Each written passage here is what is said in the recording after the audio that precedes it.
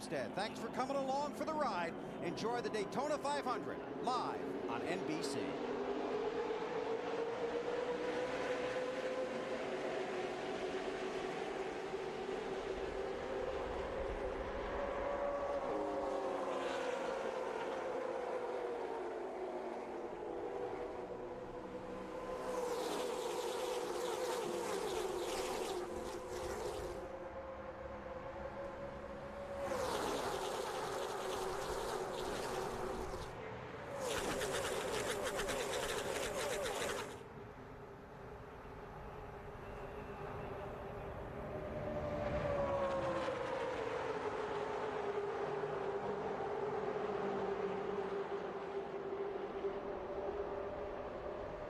Oh, we got trouble back there in the middle somewhere.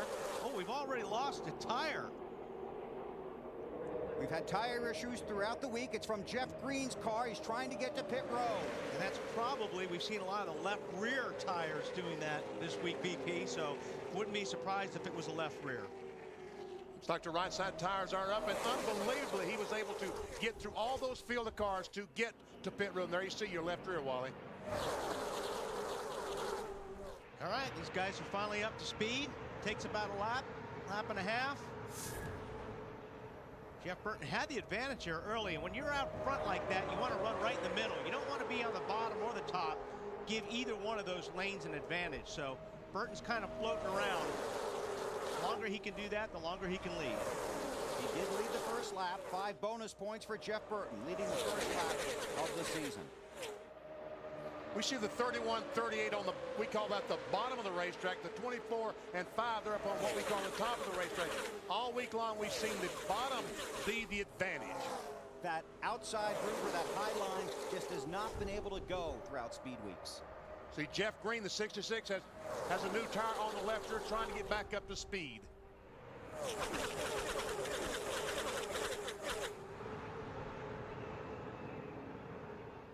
Down the backstretch, heading for turn 3. Martin Truex makes it 3 wide on the bottom in the 1 car.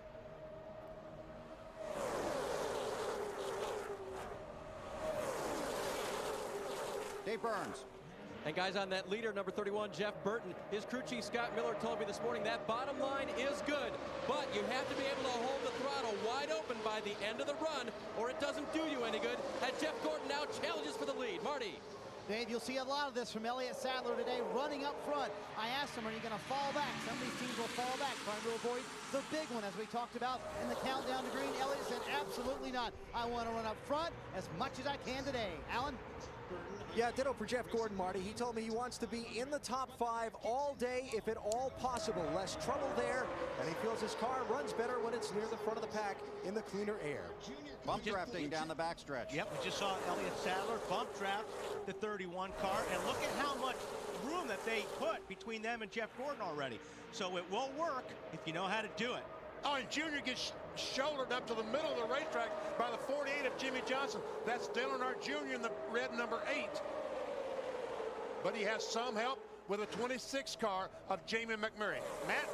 BP, that's exactly where he was near the end of the Busch Series race on Saturday, in the middle. But Junior feels like they've got a great car for today. They've struggled all week with a tight condition and also a considerable wear issue on the right front. They feel like they've solved that with a little bit of tweak in the setup. Tony Eury Jr. told me they're expecting good things today. His teammate, Martin Truex, who they expect to work together a lot today, is right on the inside. And the 1 car. And these cars are driving really good for these drivers right now. I mean, they're still fresh tires. Actually, being cool today helps a lot, puts a lot more grip in the racetrack. So these cars aren't sliding around right now as much as they would be if it were 80, 85 degrees out. So the conditions are pretty good. The 24 of Jeff Gordon, the 8 of Dale Earnhardt Jr. Clearly 2 of the favorites coming in here to start the season. Both have won the Daytona 500 before. Another guy that's picked to go to victory lane today, the 20 of Tony Stewart. An update from Allen. Yeah, Bill, on Thursday in his qualifying race here, Tony Stewart led about the first half of the race. His car was terrific and unpassable out front. But when he got put back in traffic like he is now, it did not handle as well. He got put back there because of a pit stop mistake. Tony Stewart wants to get to the front and try and keep that car in clean air, although they know they're going to have to work hard to get there. Dave? Alan Kurt Busch in his first points race for that blue number 2 car, no longer Rusty Wallace's car. His car is actually running very good this weekend. Crew Chief Roy McCauley told me, we've got a solid top 10 car. We just need to use it carefully and wisely. Yeah, Bill? Thanks, Dave. They're using your battering ram out there, BP. They sure are. Want to point out that because of the low ceiling today, heavy overcast in the Daytona Beach area, our helicopter not able to get up to the proper height. We're doing the best we can to bring you our onboard camera coverage. Jeff Gordon, I'm impressed with the way he's hung in on the outside line in that 24 car. And there's 3 strong cars right there on the outside. The 24 Gordon, 8 Earnhardt, and that 26 car of Jamie McMurray has been fast too. So see if they can. Problem is they got they're 3 wide behind them, and that's going to slow that group down. They need to get back 2 wide single file. If those 3 can't make that outside group go, it's not going to go. But see, what happens is if your car starts to push down on the bottom, guys will start getting off the throttle, and that's when that outside groove will start pulling up. But it's a little bit too early for that, but we'll just have to keep an eye on it. This is where you look for the teams to use the bump drafting strategy down the backstretch. Elliott Sadler in the 38 falls back in line behind Burton in the 31. Jimmy Johnson in the 48. Look at the 99 up there, way up there. Carl Edwards. 3 wide. His second full season driving for Jack Roush had a spectacular 2005. Jeff Burton started on the pole. He has led every lap, the first 8 laps. If trouble breaks out, we'll break in. You're watching NASCAR on NBC. Got to the inside behind the 31 car. What can he do about getting by Jeff Burton? I want to point out that Darian Grubb is calling the shots for Jimmy Johnson today in that 48 team. Normally shares the top of that pit box with crew chief Chad Knaus. Jimmy Johnson on the bottom of the 48 car, and Earnhardt Jr. is trying to bring that outside line back up to the front right next to Jeff Burton leading this race. Looks like he's gaining some ground.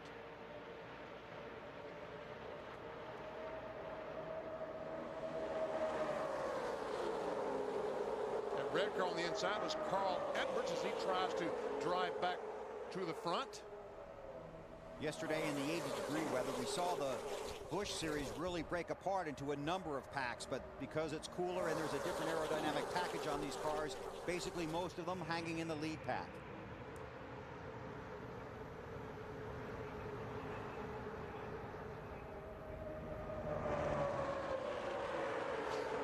These guys behaving themselves, no overly aggressive driving, as Mike Helton talked about in the drivers' meeting. Yeah, you won't see it this part of the race. I mean, if you're going to see the real aggressive stuff, it's going to be towards the end of the race. Everybody's just trying to get a good feel for their car. It's very frustrating for a driver right here because you're following the guy in front of you and there's nothing you can do. I mean, Earnhardt Jr. is pushing the gas pedal as hard as he can right now, but he just doesn't have the speed on that top line like we saw a week here at Daytona to get up there and make a bid for the lead. So everybody's just holding their ground. So while they continue to run like this, we'll take a break. Jeff Burton hasn't won since Phoenix in November of 2001, but he leads the Daytona 500. Too much. The 38 car is going to hit pit road, half a round up on the track bar, trying to loosen that car out. 4 tires. Dave? Leader Jeff Burton onto pit road now. His car was just a little bit tight, wouldn't turn the way he wanted it to, but no changes this time. Alan? Well, Jeff Gordon feels like if his car can get out in front of the pack, he'll be hard to catch and hard to pass. Here's his pit crew's chance to do it right here, Matt. The 2004 winner Dale Earnhardt Jr. already in his pit service completed on the right side. They've already made a wedge and track bar adjustment. The car just a tick on the tight side, and he's away. Will he beat him off pit road? The 38 gets him. Well, according to the computer, Earnhardt Jr. won the race off of pit road. I don't know about that. We'll have to go to the videotape. Let's go to the video. When we come back, we'll go to the videotape and sort out the running order here in the 48th annual Daytona 500. The field all pulling up behind the Chevrolet Corvette pace car here at Daytona. You're watching NASCAR on NBC. Martin was just probably reacting to the 25 car slowing down and moved. Here's a good shot from Denny Hamlin's car. Watch right up front. just got squeezed into the wall, so it's nothing Martin did wrong. He just got squeezed up there. The 88 of Dale Jarrett, too fast on pit road, starts at the tail end of the longest line. The 27 of Kirk Shelmerdine, over the wall too fast, tail end of the longest line. As we get ready to go green, Coca-Cola reminds you to drink it down, start it up.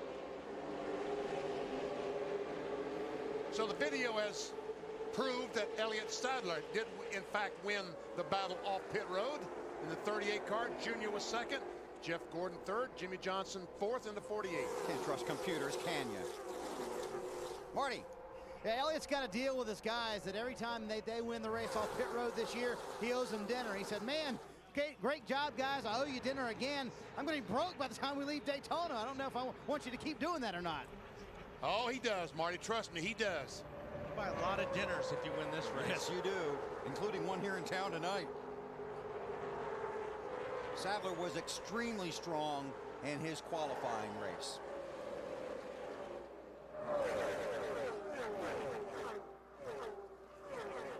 Well, we'll see if Junior's going to be patient. I don't think he's going to be patient. I think Junior wants to get out front and lead this thing, but he's looking in the mirror right now. He's wondering if 24, Jeff Gordon's going to go with him if he pulls out. Or if the 24 is going to try to hook up with his teammate, the 48, Jimmy Johnson, and go by both of them. But that's what you're doing right now. You're looking out the windshield, you're looking out the rear, you're going, man, I wonder if I should pull out, if these guys going to go with me. If they don't, you can lose about 15 spots in one lap. Hey, B, what are they saying about the... here we go. Junior's had enough. He's going high. He's going backwards, it looks like, Alan. Yeah, I don't know if that was Junior's choice there, Wally, but Jeff Gordon's team, momentary concern when he left his pit box, thought he might have made contact. Oh, yeah, Junior's way up the crest. Thought he might have made contact with another car. As you know, Wally and Benny, the front fenders on these cars are so crucial. Someone today will lose this race because they bounce off another car on pit road and change the shape of those fenders and change the aerodynamics on the car. Gordon got away cleanly that time, but a moment of concern for his team. Yeah, they spent hundreds of hours working on these bodies, making sure that they just slice through the air the best that they can. And if you just dent one of these things, it's going to change the airflow. So it's very important to keep your fender, especially around the front tires, in one piece. You don't want to damage them. Elliott Sadler in the 38 leads. Jeff Gordon in the 24 wants the lead. Oh, he does. That was a very aggressive move by that 24 car going in turn 3, trying to get up on the back of that 38 and get him a little bit loose, move him up off the bottom, and then he would go under him. Matt, what's going on with the 8? Well, you're wondering whether he got hung out, which he did, but now he's waiting for his unofficial teammate, Tony Stewart, to catch up and see if they can hook up his spotter, Steve Meal, keeping him abreast of just the closing rate of the cars behind. And Gordon moved that 38 car up off the bottom, takes the lead. Elliott Sadler goes back to the 4th position. Comes that outside line. There's Jamie McMurray in the 26, and he's got a lot of help. And again, it's a challenge to make that outside line go. But it's pretty even right now. You know, it's not like there's a lot more cars on the bottom. So it'd be interesting to see. Now the field is kind of split right here in this half to see if that high line will go now that it's fairly even with the cars in the high line and low line. Matt Kenseth jumped in front of his teammate in the 26, Matt in the 17. Marty. Hey guys, remember we were talking earlier that the bottom line was actually seemingly to be the faster line all week long. Jamie McMurray told me before the race he's fairly committed to that top line. He said at the end of the Busch Series race yesterday, he felt like that was the line to be in. That was the line that was going to move and produce the winner. So he said, I'm going to stay up high as long as I can today. Well, see, now the high line's got more cars in it than the bottom line. It's just like we talked about in our Home Depot virtual garage. The more cars lined up, the faster. Now we're seeing that outside line pretty fast. And I tell you what, Matt Kenseth, the 17 car, very, very impressive move up in turn 3. Jeff Gordon, 24, moved up the block, and he just turned under him, brought the 8 car with him, takes the lead. Now we'll get some bump drafting going on right here. Earnhardt on the bumper of the 17 Matt Kenseth, pushes him down the racetrack, and the 24 is going to lose some spots. Matt? Bill, that's exactly what Steve Meal just told Junior. He says, man, they are blocking already. I mean, after all, it's the end of the race. Oh, I'm sorry. Only 174 more laps to go. 26 of McMurray, the 24 of Gordon, chasing the 20 of Tony Stewart, Alan. Yeah, Bill, there's, I don't think much disputing the fact that Tony Stewart has been the dominant driver on this speedway lately. He dominated this race a year ago, didn't win, but he led over half of it. He dominated the race here last July. Tony Stewart trying to get to the front and maybe dominate today. Marty?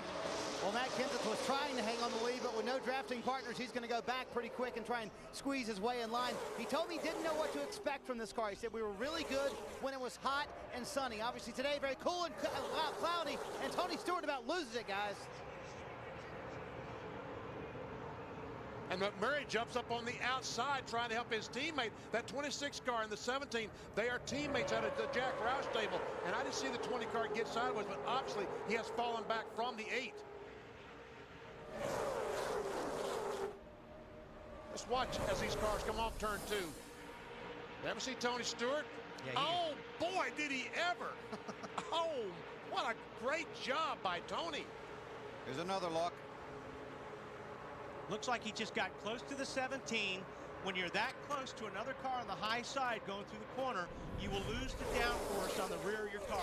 It actually feels like somebody's jacking up the rear of the car in the corner, and it just feels like you're on ice, and that's exactly what happened to Tony Stewart. Now they forced the 20 car of Tony Stewart up high off the bottom, and he does not particularly like it up there. He is a bottom feeder, loves the bottom of the racetrack, and he goes for the lead. With Jamie McMurray pushing him.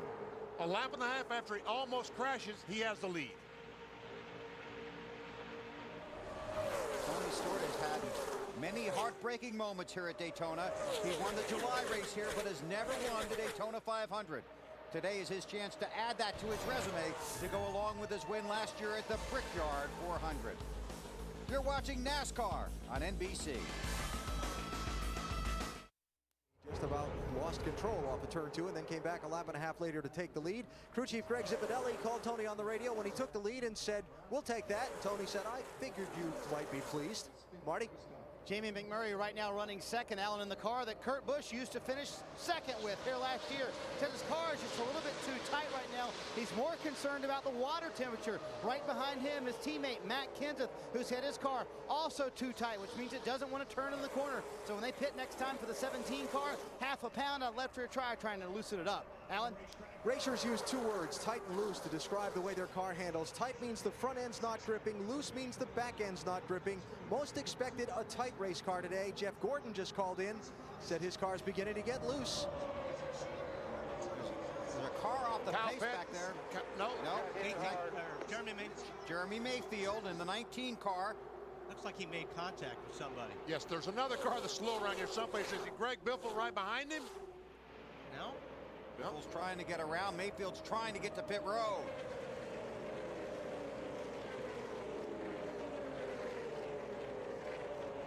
He's clearly had contact with another car.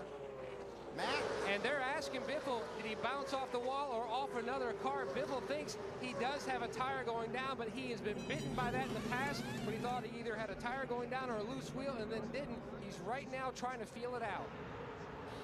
Well, I don't think they made contact with the 19. We'll see if we can see what happened with Jeremy Mayfield. Way up high, and he's got that Mike Wallace did the same exact thing that Vickers did to Martin Truex. He came off of 2 loose, and he squeezed right in front of or up into Jeremy Mayfield. And then Mayfield came down and hit and did get the 16 car, yeah. So Mayfield got a piece of the wall and a piece of Biffle. And some good driving by the guys behind that to stay out of trouble. Marty? And when Mayfield came to pit road, Bill, he said that was Mike Wallace who ran into me, as you guys just saw on the replay. Left side damage for Mayfield. It was left side tires only, and they tried to pull out that damage, but obviously you see the smoke. They didn't get it all. Matt? Marty, they are still trying to figure out whether Biffle has a tire going down. A lot of conversation on the radio.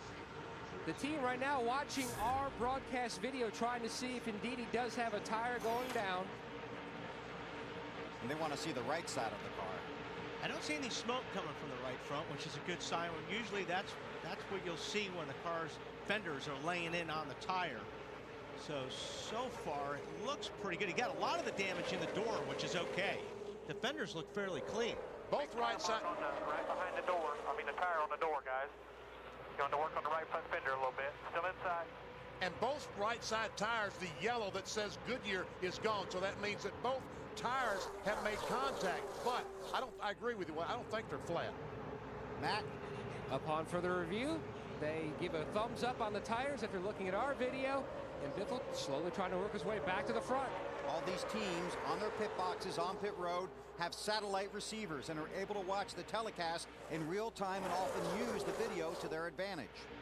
We're seeing some problems off of turn 2, and the way the wind is blowing, that's where I thought there may be some issues, BP, off of turn 2, because that wind comes right across. And although these cars are 3,500 pounds, sometimes they feel like there's no weight on them whatsoever. And Jeremy Mayfield has to come back in because looks like the left front tire is now flat after rubbing that fender. Marty? Bill, BP, exactly right. He came on the radio, said he's still talking right now. Left front is flat, and they're going to come to pit road. They obviously have to get some more damage cleared away from that left front tire because something is cutting into that tire from the damage they got earlier on the racetrack. Been a tough speed weeks for Evernham Motorsports. One of their cars, Scott Riggs, did not make the Daytona 500. And now trouble early for Jeremy Mayfield. Yeah, Jeremy's going to go a few laps down. He's already 3 laps down. Be tough to overcome today. Tony Stewart continues to lead. He's got Jamie McMurray on his bumper in the Daytona 500. Drive.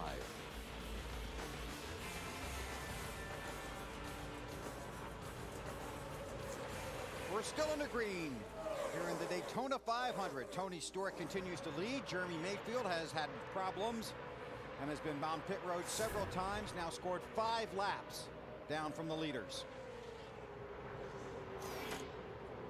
And up front, Yeah, these guys are happy. I think they're content, really, to stay in line right now. And the longer these guys up front can just stay in line. First, there was 15 cars in this line. And always the back car in the draft starts to lose to draft. And that's what you're seeing. All these guys are starting to drop off, where you're only going to have 6 or 7 cars on a breakaway. As long as these guys stay in line, they'll break away from everybody. Now, if there's a group behind them that line up and there's 10 or 12 cars, they'll chase this group back down. So I think these guys right here are just content on staying in line. Now, there's something you didn't see very much in the past. The 12 and 2 working together. Those are team cars out of the Penske Racing Organization. 12 is Brian Newman, 2 Kurt Busch, and they're gaining on this top 5. The more friends you have, the faster you go. Right, and then you see there's another group behind them with about 6 or 7 cars. If those guys will all stay in line, they'll eventually get up to that group. Matt.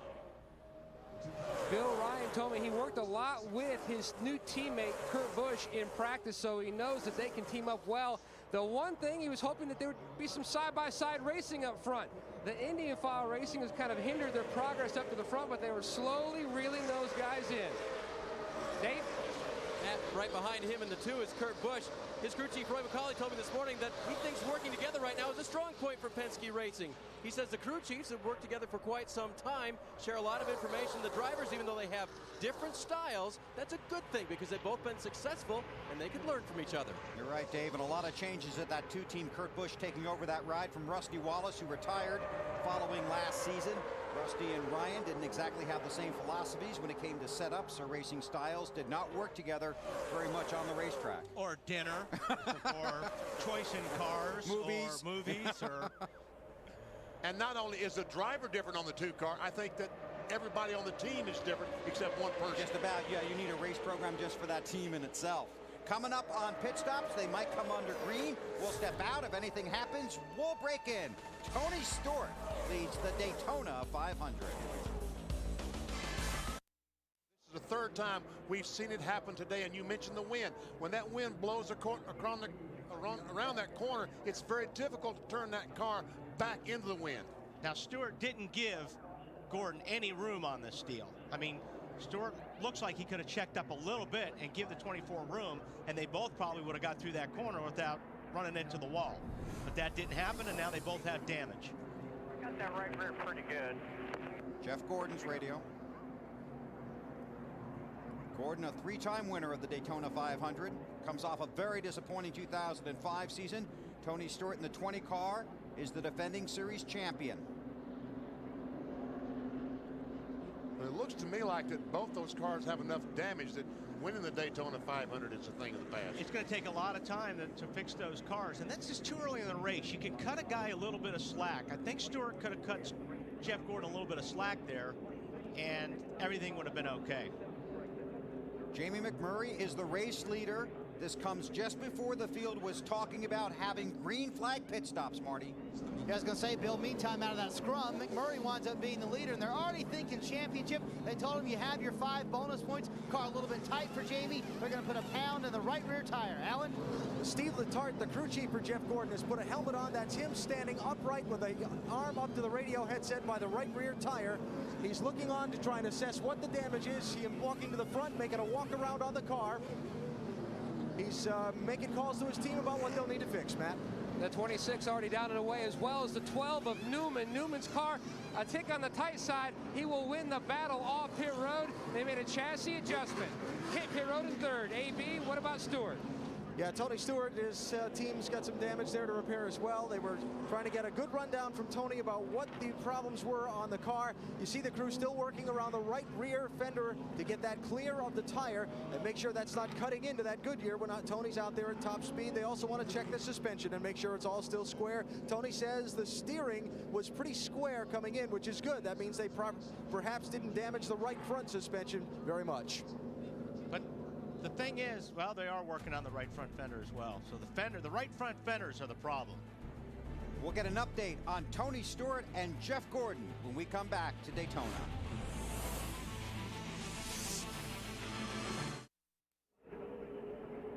The field is coming to get the green flag in the Daytona 500 for a restart on lap 51. Ryan Newman is the race leader. Matt Kenseth is second. Jamie McMurray had trouble on his pit stop. He restarts at the rear of the field. The 20 of Tony Stewart, the 24 of Jeff Gordon. A lot of work on pit road. Yeah, we just talked about how important these bodies were. Well, they just ruined hundreds of hours of work just in that one corner. As a matter of fact, the 24-48, the decals that go on the side of the car, they painted all those things on rather than have a decal that protruded out into the air. A decal that's a few thousandths of an inch thick. Stewart restarted 38th. Jeff Gordon restarted 41st. Jamie McMurray, who was the leader coming to pit road, restarted 39th. Make it happen. Just all he has to do is that one more time. Jeff Gordon trying to make up ground. Here's the conversation he had with his crew while we were under caution. I'm going to put blame on both of us on that one. You know, I dove underneath there. I got tight. He didn't want to give it up either. Matt? And what Jeff Gordon said, as he's coming off the corner, he couldn't turn the car. He got tight. It went up the hill right in front of Tony Stewart. And as he said, Tony did, and you saw it, made the point, Tony did not want to give up that spot, and they both ran the wall off too. Alan, you got some more? I just talked to Steve Letarte, Jeff Gordon's crew chief. The car is towed out. That means the front wheels aren't aligned the way that they want them to. They feel like they're in decent shape as far as the rest of the car, so what they're hoping for is another caution and another opportunity to come down pit road and fix it. And Alan, Gordon told his crew he's going to try and make that up for them, right? Yeah, Jeff basically apologized on the team radio, said, I will make this up to you. And they told him basically, you just drive and we'll get the car straight and we'll keep going and, you know, win this race. No sweat on their part. It's still early, right? Yeah, it really is. They got plenty of time, and if they do catch the cautions right, they can get that car, get the toe fixed. They're going to have to chase the chassis a little bit depending on how the body reacts to the downforce situation, because obviously the body is not perfect. It is very overcast here at Daytona today. You can tell from our pictures, it's difficult to even see the backstretch from our broadcast location. Having trouble with our helicopter as well to keep it up above the minimum ceiling. And Matt, there's even a little mist in the air maybe? That's what Dale Earnhardt Jr. says. He said, man, it is misting out here. Besides that, they're also battling a breeze kind of in the turn 2 area. Bobby Labonte reported on that as well, playing havoc for some of the drivers off turn 2. Martin Truex Jr. was the lucky dog under the previous caution. He currently runs in the 38th position. That means he gets 1 lap back. It is an award to the first car not on the lead lap when the caution comes out because the field is frozen. Check this outside line. Matt Kenseth, the 17 car, is as strong as anyone we've seen out there today. Right now, Kurt Busch trying to push Ryan Newman further in front. Jimmy Johnson in the 48.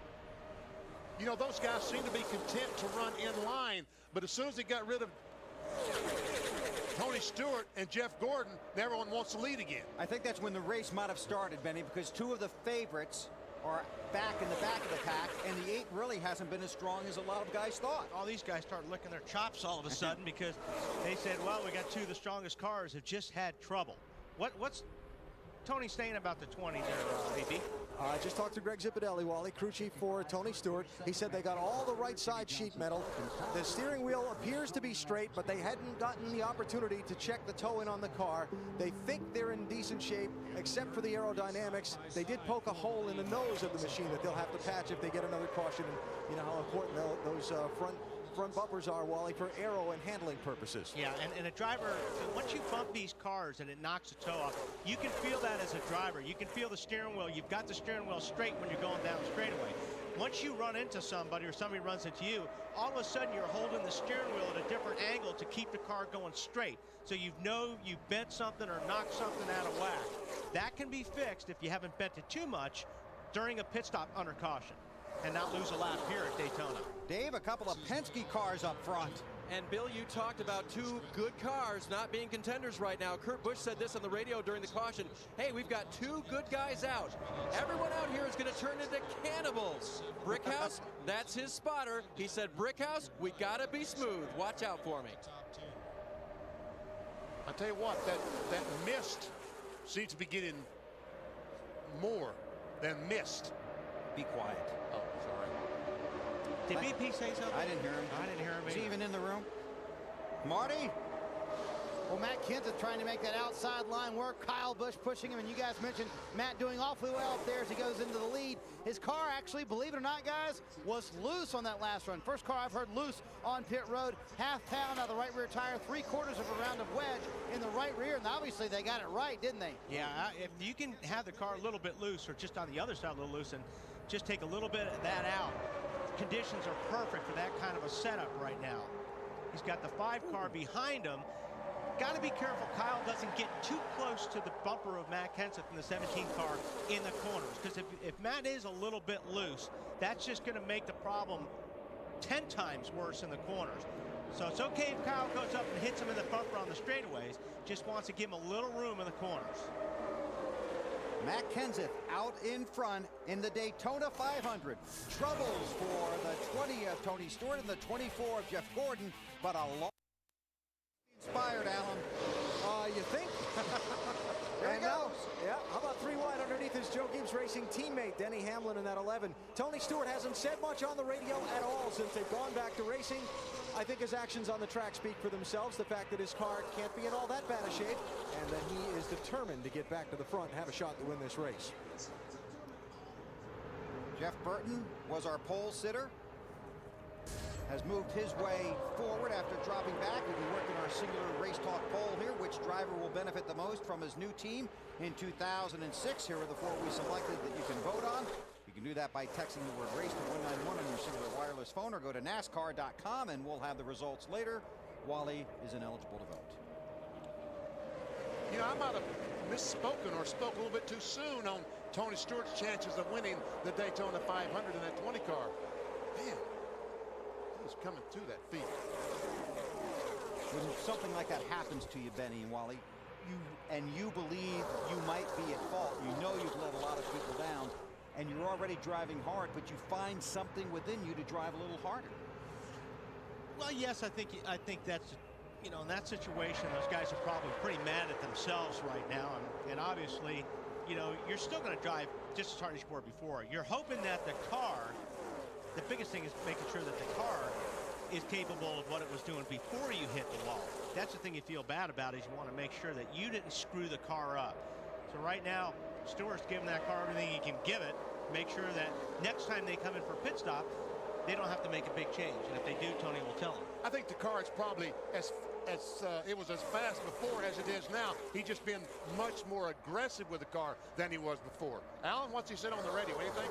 Well, first of all, Wally, I don't think it's himself that he's mad at, if you know where I'm going with that. And second of all, this is the part now in this run on this set of tires that they'll start to get concerned about. Any handling deficiencies that your car has are going to show up after 15 laps. That's when the tires start to give up the grip that they've had when they're brand new. So now we're going to see if Tony Stewart's got anything he needs to compensate for on the next pit stop, because now we're beginning to get to that point where they've run 15 laps on this set of tires. We heard Jeff Gordon say, I'll take 50% of the blame and pass 50% of the blame. What Alan's saying is that Tony wants to pass 100% of the blame to the 24. Agreed. That's what he says. That's what he said, but like I said, all he had to do was just cut him some slack, and he wouldn't be in this predicament right now. Which is pretty much what Gordon said on the radio. Matt, how about Earnhardt? Bill, the good news for Dale Earnhardt Jr., recall back on Thursday in his qualifying race, he had some major right front tire wear issues. Now, the tires that came off his car at the last stop, they look great. They told him that. He says, all right, now I know I can push it a little bit harder. The car, though, still pushing. Means it just won't turn in the corner when he wants it to. But his spotter, Steve Meal, said, look, just to let you know, the 20 is now just 2 cars back, and he is moving really fast through the pack. Alan? Kevin Harvick, we haven't really talked about him since we saw him get that bag removed from the en route TV camera on the pace laps. Kevin, in the early going of the race, complained that his car just didn't seem to want to run. It didn't have the horsepower feel that it had in practice yesterday. When he came down pit road, they were looking to add some tape to one of the oil cooler openings on the left side to get the engine oil temperature up higher than it was on the car. Maybe they've boosted that horsepower by just enough to make him a contender. Jamie McMurray, who had a problem with the jack on the pit stop and had to give up the lead, make a second pit stop under the caution, restarted 39th, has worked his way into the middle of this pack in 14th spot. Alan, what they were doing with the oil, the hotter they get the oil, the thinner it becomes, and less resistance that the moving parts have inside the engine. Matt Kenseth, Kurt Busch, Ryan Newman, Kevin Harvick, Jimmy Johnson up front will go through the field when we come back to Daytona. Stop, no changes for Newman. They made a slight chassis adjustment to fix the tight condition on the second stop. Alan, he says he is flat-footing it through turns 1 and 2. That's a good sign for him. Kevin Harvick having good signs as well. He's moved his way up to the 4th position now in the race after starting in the second half of the field. The other reason for putting that tape on was to help get more front downforce on the car and help it turn better in the corners. Kevin running in 4th. Matt? Dale Jr. has tried up top, he's tried the middle, and now he's on the bottom, still fighting a terrible push in that 8 car. AB? Jimmy Johnson says his car is not handling to his liking right now, though it's not bad. He liked it better when he was running behind Jeff Gordon versus Dale Earnhardt Jr. He also likes it better on the bottom of the track, says he just can't get the car to work right up in the top lane. Marty? Mark Martin's just trying to cling to that front draft as best he can. About 10 laps from pit stops, Alan. Mark says they need to take a big swing at it on the next stop. His car just will not turn, meaning it's too tight. He wants 2 rounds of wedge in the right rear on that next stop. Elliott Sadler has lost that front pack, but leading that second pack. His car tighter than what he needs, he says. The car was loose earlier on, but now it's too tight. Jamie McMurray from the back to the front. He said he was a little worried he would, quote, use up his stuff getting to the front and burn up those tires, but he's done a good job working his way back into the top 10. Matt? Rounding out the top 10 is the famous 43, Bobby Labonte. A great race going so far. Tuesday, before they came down to Speed Weeks, a new attitude. They handed out T-shirts, and it said new attitude. On the back, it said bring it, and that's exactly what Bobby's doing now. The car almost perfect. Dave? Casey Kane's team made no chassis adjustments on the last stop. He reported on lap 70, however, that his car has become very loose into the corner. He said, but let's leave it for right now. Let's not overreact. As for the 31 car of Jeff Burton, the pole sitter today, he has made mistakes on 2 pit stops. He confessed to his team. First stop stalled, leaving. Second stop pitted too close to the wall. That has cost him positions on the racetrack. He is racing hard to get back to the front. 5 car going high now, letting Tony Stewart get by. That's Kyle Busch. After lap 51 restart, they had fixed a tight condition, they thought, but he just radioed in 20 laps later. We're still tight as a son of a gun. Well, Tony Stewart just moving up another spot to 13th. He took the restart in 32nd place after the long pit stop to repair the damage of the earlier crash with Jeff Gordon at lap 47. You might think Tony'd have a lot to talk about on the radio. The only thing he's complaining about is the weather. Marty? Alan, Sterling Marlin has had a very strong car today. You get the feeling he's just kind of waiting back there to make his move. The car was tight earlier. Now the car's been a little bit too loose for Sterling. He wants him to pull the left front fender on the next stop. A little worried it may rub later on. Alan? Well, Jeff Gordon dropped all the way back to 37th spot with his long pit stop for damage repair. He's picked his way through to 28th, although he's about to lose one of those back to Kyle Petty. Jeff talking about still needing some work done. The toe out still a problem for him. The handling falling off the farther they run on this set of tires. Thanks, guys. 42 of 43 cars on the lead lap. Pit stops coming when we return to the Daytona 500 on NBC. And backed across the racetrack in front of all these cars and left them no place to go. Might have been Kyle. I'm not sure exactly who it was. Here are the replays. We're under caution at Daytona.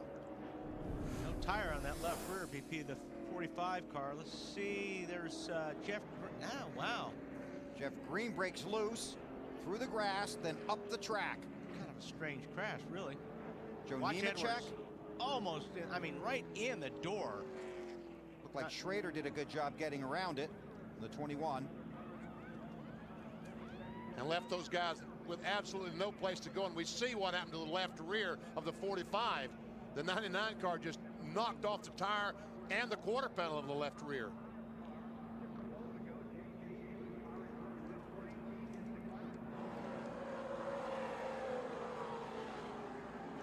Hard impact there. Carl Edwards into Kyle Petty. Not sure why Jeff Green lost it there going into the corner. It's kind of it looked a little bit strange, BP. I couldn't put my finger on why he lost it before he even got to the corner. Yeah, I think we probably need to back up just a little bit and see if we can have some idea what happened. I'm not sure exactly. I'm like you. Didn't look right. And Dave Burns had just told us Carl Edwards was running back there because he wasn't very happy with the way his car was handling, wouldn't turn. It won't turn now. Won't go. Third caution of the day, and once again it comes just before these guys were thinking they might have to make a green flag pit stop. Corvette pace car has the field in tow. Matt Kenseth, the race leader.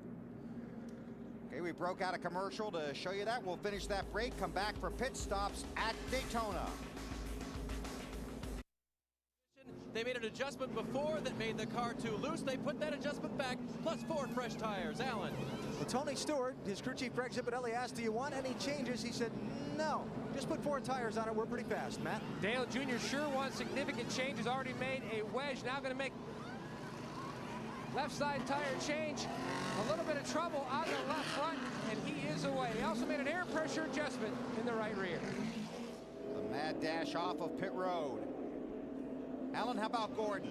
Well, the reason he came down pit road the first time, Bill, was because he had a flat right front tire. So they wanted to get that changed. They also want to get a look at the suspension components under that right front tire to make sure he didn't grind anything off coming around the track on the flat tire. So they're going to bring the car back down pit road. They're going to check that right side suspension. They're going to come around to the left, and crew chief Steve Letart's going to crawl under the car and have a look at the left side and see what they might be able to do to help this car for later. Okay, Alan, thanks a lot. Now here's why we're under caution. The 66 just looked like it kind of turned to the right and drove into Terry Labonte, and but I mean, I still don't see what caused that wreck. I don't either. I really don't know. I know what caused it for these guys, Yeah. but I don't sure what caused it for Jeff Green. And I'm assuming that the 24 car now is behind this and is going through and runs over debris or... Watch him, he's just coming into the right-hand side of the picture. Right behind Kenny Schrader in the 21 car. Comes down on the apron. You can see the debris all over the place, through the grass. Yeah, he could have very well just picked up some debris, ran it over, and got that flat tire. He's already been to his pit stall and heads back out. So under caution here at Daytona with 119 laps to go. Teams wanted those guys, but Robbie kept his pit crew, his over-the-wall guys together, had a good stop, held on to the lead. Field coming to get the green flag, completing lap 84 of 200 in the Daytona 500.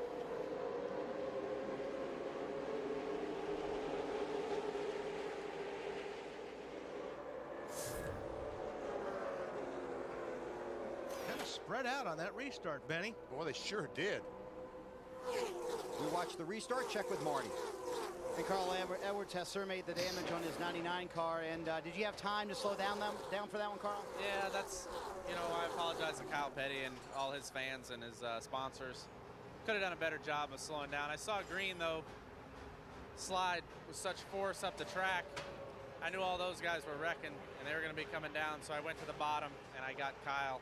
And that wasn't Kyle's fault. He did a great job to avoid it. I didn't do the best job I could have, and for that, I apologize to my crew and everybody. But, oh, well, we'll go to Fontana, but that's very frustrating.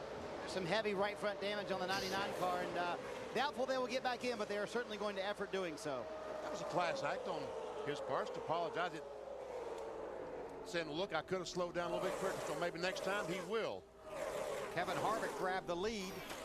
J.J. Yaley in the 18 car treated and released from the infield care center. You wouldn't expect anything but that from Carl. No, really. Although he was frustrated, I believe, in the Bud shootout. Not at a fellow driver, but yes. Oh, well, here we go. Junior's going for the lead. He goes by Kenseth, goes into second, goes for the lead, moves up the racetrack. Wow. Oh, Nemechek, that 0-1 car running his way. And that was nice of Kevin Harvick to give Junior the room. He didn't have to do that either. But nobody's going to give him any back. He's going to pay for it. Yeah, he's going to lose about maybe 7 or 8, 9 spots here. And you can imagine how the fans feel. Dale Earnhardt Jr. back in front in Daytona. Now have they adjusted the chassis properly on this 8 car that he's able to stay in front. It seems like they're gaining on it, BP. It seems like he's really good at after a pit stop, then the car fades, but it went longer this last time. So it seems like that they are catching up with it. Is that right, Matt? Wally, that's exactly what Junior said under the last caution. He felt like they've really made a lot of gains on that red number 8 on the tight conditions, slowly getting it where he wants it to be. In fact, Steve Meal, when you saw him make that great move down in 3 and 4, said, boys, that's another one for the highlight film. Junior back out front. Hey, Matt, this weather has to be a curveball for these guys. It was 80 degrees and sunny for that final practice. Absolutely. Bobby Labonte said it earlier that the car was just way too tight due to the weather conditions, but he has dialed his race car in running in the 10th position. But Steve Meal also said, you know, those days at Pocono in the morning when the fog is out and it's a little too early to get out on the racetrack, I feel like we're at Pocono because it is foggy. It does look like Pocono. And it doesn't feel like Florida, does it? Tony Stewart trying to work his way back up through the field. Let's check in the garage and update on Kyle Petty. And Bill, the left side of Kyle Petty's car is just simply gone. Carl Edwards said that was his fault, and he apologized to you, Kyle. What was your take on it? No, I don't think it was Carl's fault. Carl and I got together, obviously, after somebody just run all over the poor Jeff Green. He's just out there minding his own business and gets run over. And then it's a typical Daytona, Talladega type wreck where the wreck's happening up in front, but you get run over from behind. And that's the way it is. You think you got it dodged. Just a bad day for the Wells Fargo Dodge today, you know what I mean? So, hey, the first of many. We got a lot more races to go. Kyle told me, he said, I'm an eye full of that 99 car. That's all I know.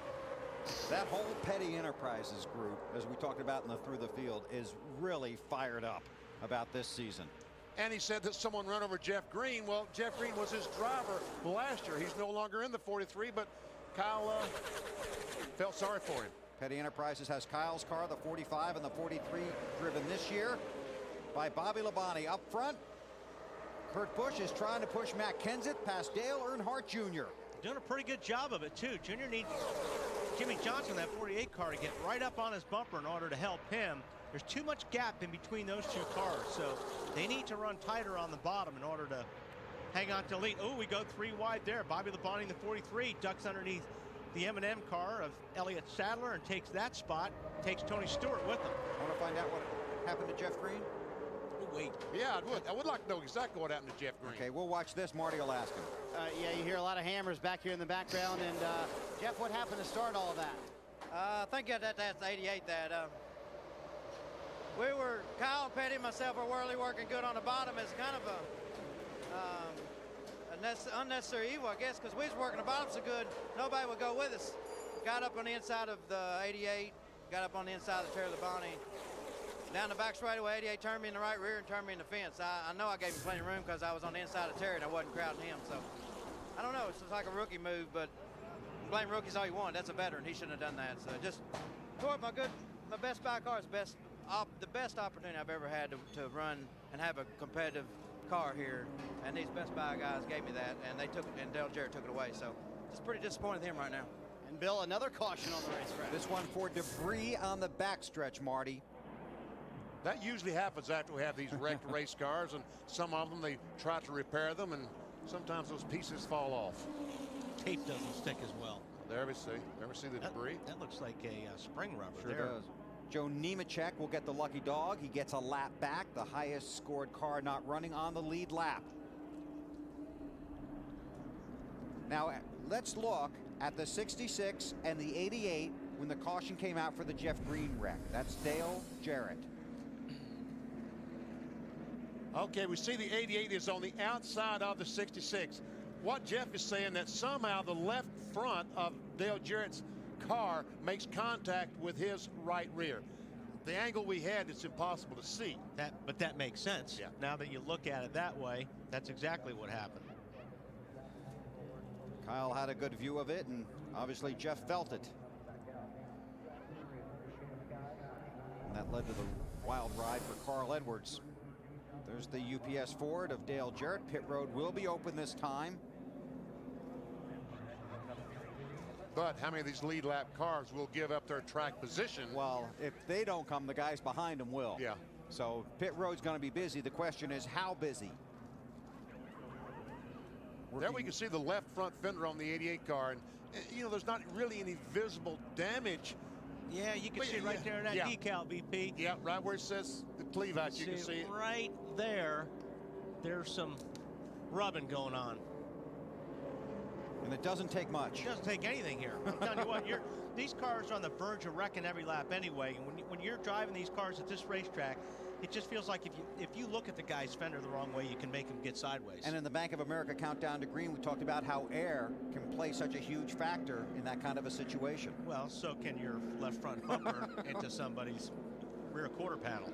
All right, are they going to give up that track position? Looks like they're all coming down pit road. Marty? Well, Matt Kenseth said, Robbie Reiser, you're the crew chief. You're making the decision on this one. I'm not going to. The leader hits pit road. It will be 2 tires only. Right side for Matt. So the car was a little tight on that run, but he was not unhappy with it. Dave? Crew chief, I'm thinking about no tires, fuel only, or 2. Kurt Busch, I'm all about 2. No changes to the chassis. 2 right side tires. Alan? Jimmy Johnson made the call from the car. 2 tires. He's gone. Matt? They're making a chassis adjustment for Junior. Let's see if he does too. They drop the jacket. He is away. AB, what about the 20? Tony Stewart's team getting 4 tires on their stop. We'll go back and double check for sure. Wow. But Stewart heading out onto the racetrack. That about was 6th in line. Great pit stop from Tony Stewart's team if he took 4. There's one car stalled on pit road. Matt Kenseth had to go through the grass to avoid contact on pit road. We'd like to take you on board, but because our chopper can't get high enough, we can't get you a signal worth putting on the air. That car looks pretty good from right here. A beautiful car, 505 horsepower. Yeah. Huh? Wish Jay Leno would move over. Of course, this is Brett Bodine, the normal pace car driver. Are you saying Jay Leno's not normal? Well, no, the fellow who drives the pace car each and every Nextel Cup race. Pace car driver. Yes. Jay Leno, the honorary pace car driver here. Dave, what are you working on? Well, Bill, you know, we've given you a couple of replays in the booth today, courtesy of the truck, but down here on pit road, fans are looking over the NASCAR Nextel fan view more and more. This is a little device that Nextel has put together to get the fans a closer view of the action down here on pit road or up in the stands, and frankly, I'm getting some very good use out of it today in the 500. It is a television. You can see the video replay of everything happening on the big Nextel screens around the track. It is also a stats generator, and you can keep real-time stats while you're watching the race on your favorite driver on the whole field, or you can even compare drivers one to another. Also, it has audio replay, which means if I miss a guy and I need to get some information, I can listen to the last 3 minutes of their conversation over the scanner. And it's also a priority scanner, so you don't need to carry a scanner around anymore. You can carry NASCAR Nextel FanView. It's really cool. They're renting them to you today, $50 a day, $70 for the weekend. If that's too much, get a couple of friends. You can link your headsets together. It's very cool, Bill. All right, Dave. Thanks a lot. Just send a couple of those up here, would you, buddy? Looks like he would have linked up Matt or Marty or somebody on his. No, Dave's not going to. He got the first one. He's not sharing. I got you. Okay. Gotcha. Okay, earlier we had our Singular Race Talk poll question for you. Oh, did we now? Yes, we did. And what about it? Later on, we're going to show you the results. Okay. Okay, on this Corvette pace car.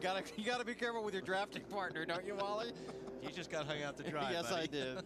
We see the lights are out atop the pace car, which means when they go by the 8 car, Dale Earnhardt Jr. will get the green flag, and we'll go back racing again. I want to point out Tony Stewart took 2 tires on his stop.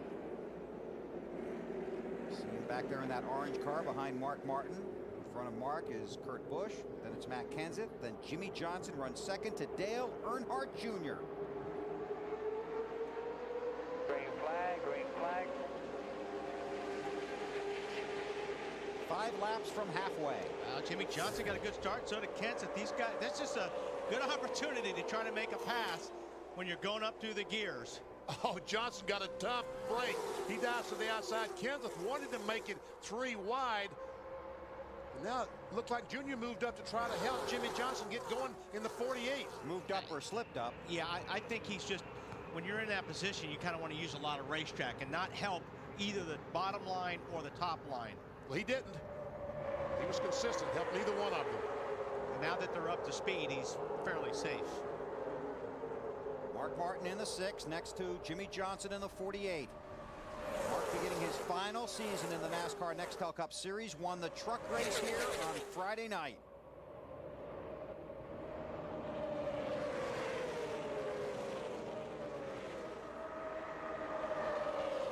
How about that 6 car, Snyder?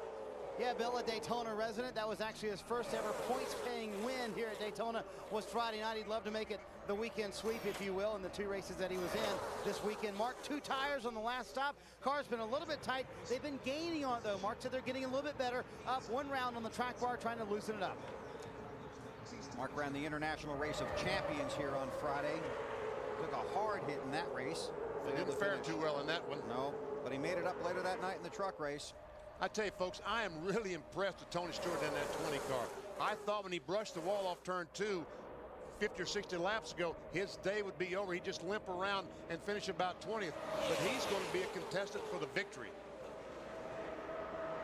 The guy he tangled with, not quite as fortunate so far. Allen on Jeff Gordon. Yeah, Bill, just finished talking with his crew chief, Steve Letarte. They got a chance to work on the front end alignment. That's great. They're close. Problem is, they've lost 3rd gear on the transmission, and Steve said, we'll be lucky to make it through the day without the rest of the gears coming out of it.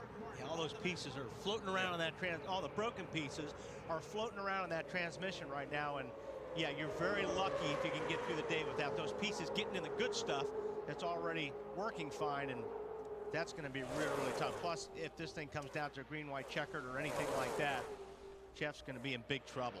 Because you're not going to be able to move through the gears. No, you go from 2nd to 4th, and that's a huge, that's like in your street car going from 1st to 4th. Takes a long time for the car to get up to speed. Gordon runs in the 33rd position, defending champion of this race. And it's worth pointing out that he comes in off a disappointing 2005 season, won 3 of the first 9 races, then never saw victory lane until Martinsville late in the year. That 96 car is Terry Labonte. That car is owned by Roger Staubach and Troy Aikman. Hall of Fame Racing. And And the 96 car driven by Terry Labonte, I thought those guys naming him to drive the car was a stroke of genius, because NASCAR reserves a spot for a previous Nextel Cup champion. So they said, Terry Labonte, drive the car, and they're guaranteed a spot in the first 5 races of 2006. Terry is a 2-time series champion. Marty, what do you got? And back in his pits for most of the day, Troy Aikman and Roger Staubach, as you would expect. And I was talking to Troy earlier today about what he expects from this race team this year. He said, listen, my rookie year in the NFL, I was 0-11 as a starter, so I don't expect much out of us this year. We finished top 25, that'll be good. But these 5 races Terry's in, we want some good things out of him. Terry running well today. And Benny, Terry's only driving a handful of them until they get secured in the top 35 in points, and then they'll make a driver change. They've already got their other driver lined up for that. Tony Raines was announced as the driver of the 96 car, and after in the 6th race, he will take over. We've just passed the halfway mark, and no car has been declared out of this race yet. Although Jeff Green, Kyle Petty, J.J. Ailey, and Carl Edwards back in the garage, 22 laps down. Now there's a battle for the lead. And there's a battle for a top 20. Exactly, and a battle for 20th at the same time. Top 16 cars, 9/10 of a second apart.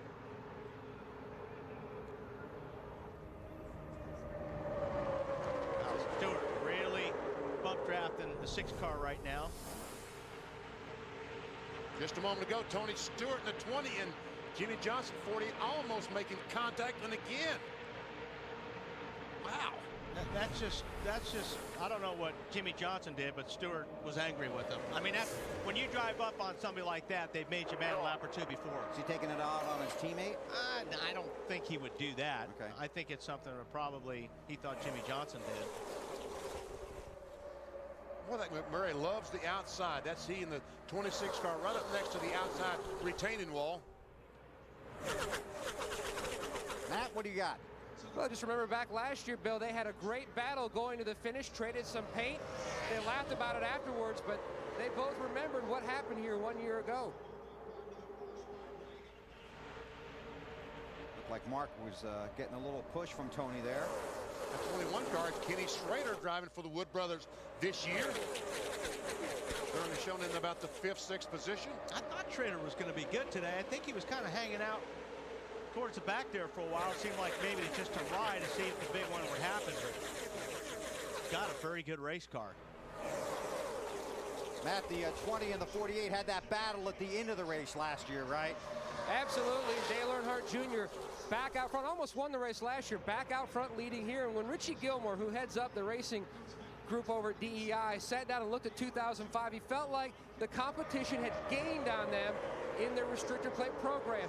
He rearranged a few of the talented people in that department over the offseason. Bob Burham, who was building engines for Truex, came back and headed up the plate program. Even Richie got in their engine room over the winter and helped out. They feel like they've made some gains. They really feel like you'll see that at Talladega in a few months. Junior's out front, says the car just not as good out front as he loses the lead 3 wide. Wow, Mark Martin had a run of a century coming off of turn 4, probably because Tony Stewart gave him a bump. But did you see him shoot through that pack? Did I ever? It looked like he was 20 miles per hour faster than the competition. Obviously, that's not the case, but it looked that way. Mark does not particularly care for this restrictor plate type of racing, but right now he's in his favorite spot. In front. Yes, sir. Matt? And you saw how fast that 3 wide pass developed. Junior said, wow, that just came out of nowhere. And you have to be careful because that yellow line at the bottom of the track is out of bounds. You cannot go down below that yellow line around this racetrack to make a pass. If you go down there, somebody goes by you, or you go by somebody, rather, you have to let them make up that position, or NASCAR will bring you to pit road. Marty? Mark Martin, they told him to stay in line. We're okay right where we are. And I said, Mark stayed in the right line. He said he had to lift, or they were going to push him below the yellow line. Mark getting a great push out in front. Mark Martin has been runner-up for the championship 4 times. He has never won the Daytona 500. He lives just down the street. That's where the party would be. How bad is it, Matt? Matt Kenseth is in the wall. Drive it, but it's not good. And I don't know how badly he has back in the fence. Yeah, he's got a lot of damage here on the left front, BP. I see some damage on the left front.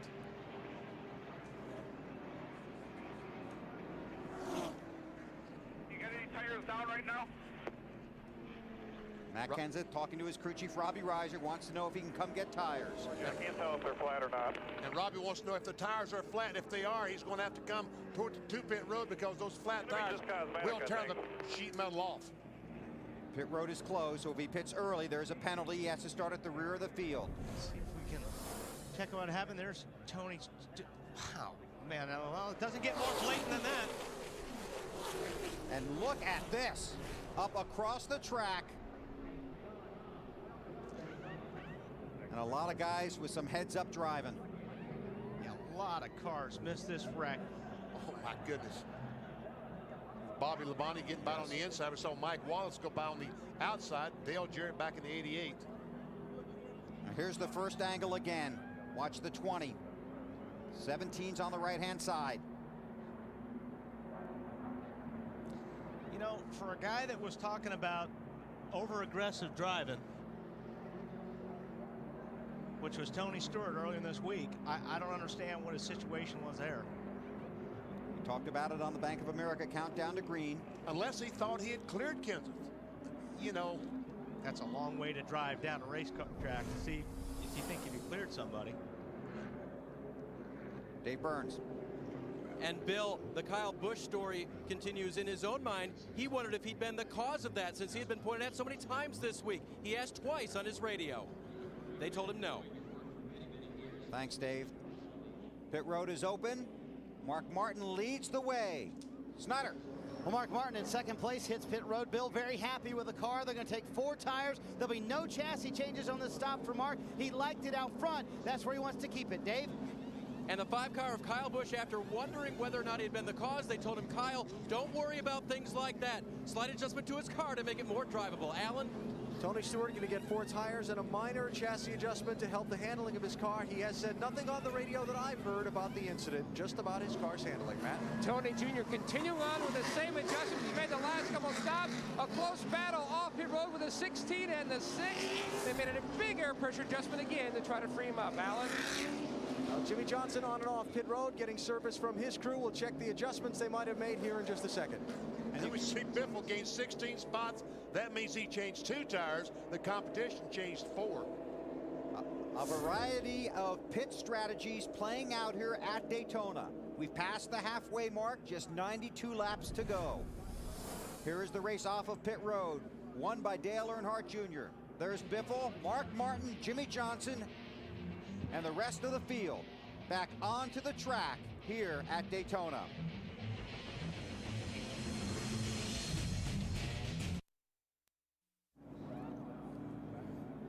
Still under caution here at Daytona. That is Greg Zipadelli, the crew chief for defending series champion Tony Stewart. Stewart and his crew and his car have had quite a day. First of all, he gets loose off turn 2. Took the lead on the next lap, but then Jeff Gordon comes up in the 24 car. Both Gordon and Stewart brushed the wall off turn 2. But Tony came back from that, and that damage. See the crew working on it. After it really looked like he might not even be competitive, and then just moments ago, contact sending Matt Kenseth spinning through the grass at Daytona. And Kenseth said on his radio that the 20 car just flat out spun me out. NASCAR has sent the 20 to the end of the longest line for aggressive driving. Yeah, you don't drive all the way across the racetrack like that unless you're after somebody. So NASCAR made a call, aggressive driving. It's just, it seems a little bit ironic that this is the driver that started all that after the Bud shootout about guys being too aggressive and causing problems. And we see Tony going down pit road, and he's been followed by Matt Kenseth. He's probably gonna, I thought he was gonna tap him, but he didn't. He thought he was going to. He wanted and then to. Robbie Reiser talked him out of it. No. His crew chief, Robbie Reiser, talked Matt out of doing what he was thinking about doing. Now, as good as this car is with the 20 car right now, I mean, he'll get his way back up to the front. But we'll see how good the 17 is. Marty? As you can imagine, Matt Kenseth is extremely upset. He said, I had a winning race car. There was no reason for him to do that. He felt the NASCAR's penalty was not strong enough. They're concerned about the left front valence on this car. They want to clear it from the left front tire to make sure it won't rub. Alan? Tony Stewart has come down pit road for repairs to his car. They're checking around that right rear bodywork, being sure of their tire clearance. They've also put a big patch on the left rear where there's some fender damage there as well. And they'll send Tony back out here with those repairs affected to his car. Thank you, Alan. How emotional is Tony Stewart? This is his onboard camera a few minutes ago. He evidently looked up and saw that he was on camera on the big screens around the racetrack and said, move the camera. Now we're going to leave pit road. And NASCAR Race Control a moment ago told both these drivers, Matt Kenseth in the 17 and Tony Stewart in the 20, to settle down. Well, you know, Kenseth should be hot. He's got a race car that's probably not capable of winning the Daytona 500 now because of that. Black flag 17. Matt Kenseth will have to come to pit road. And they're going to throw the green flag. This is them coming off of pit road after they had been warned to settle down. When you leave pit road, you can't go above the yellow line. And he was, in his eagerness to get to the 20 car, went above the yellow line. The green flag is out, so we'll see what Matt does. Well, I mean, Matt will come in, but he pretty much knows that his day's over. He doesn't have a shot at winning this race any longer. Robbie Reiser might be more angry with Matt now than he is with Tony Stewart. Because you saw how Stewart's car came back from its contact. It's a pass-through penalty for the 17. There's Michael Waltrip and then Napa car right there, side by side of the 5 car. That's the first time we really talked about Michael. Gets around this place very good. Robbie Reiser is hot. He's furious. Matt, we got to settle down out there and just ride in line. They're going to get you in a pass-through here.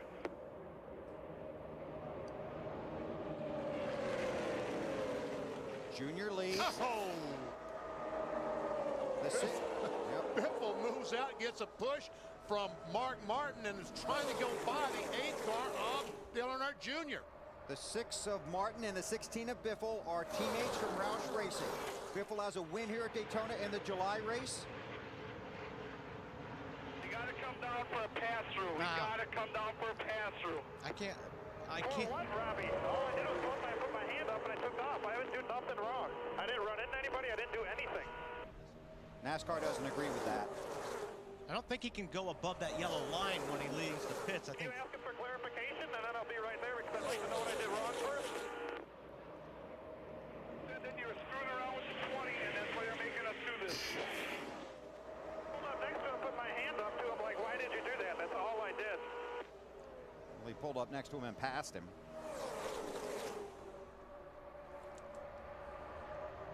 They had already warned those guys, Benny. Scorecard, man. We're going to have to come down. I thought that it was for going. I just wanted a clarification of what it was for to make sure I was right. Junior going for the lead. Jimmy Johnson's going to help him.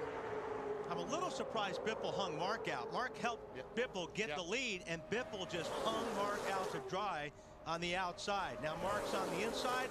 Probably won't forget that later on in the race. Earnhardt Jr. I tell you what, back in that 1 car, Martin Truex Jr., another impressive run today. We saw him brush the wall off turn 2 very early in the race. Matt Kenseth, the pit road to serve his pass-through penalty. Means he has to make a lap down pit road, does not have to stop. At 55 miles per hour. And these guys are going how fast? 185. So Matt's going to lose considerable ground here. Now that's the blend line I was talking about. You're supposed to stay below that, but maybe on the caution flag you can go up there. I thought that's what NASCAR was getting him for. I think they're getting him for weaving at the 20, forcing the 20 down below the yellow line. And then he passed him anyway, which you can't do coming off of pit road.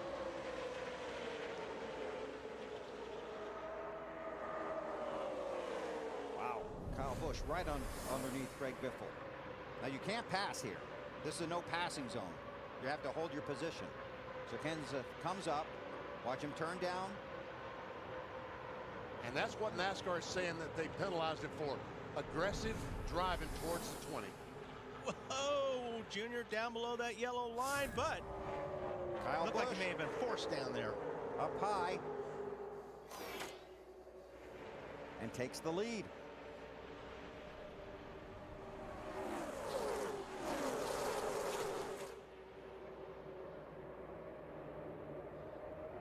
Getting strung out a little bit here. He'll close back up in no time, though.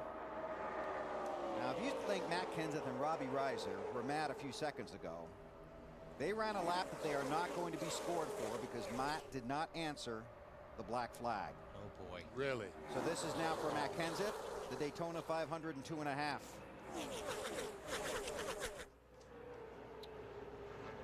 We watch the leaders, Kyle Busch in the 5 car in front of Earnhardt, and check with Marty.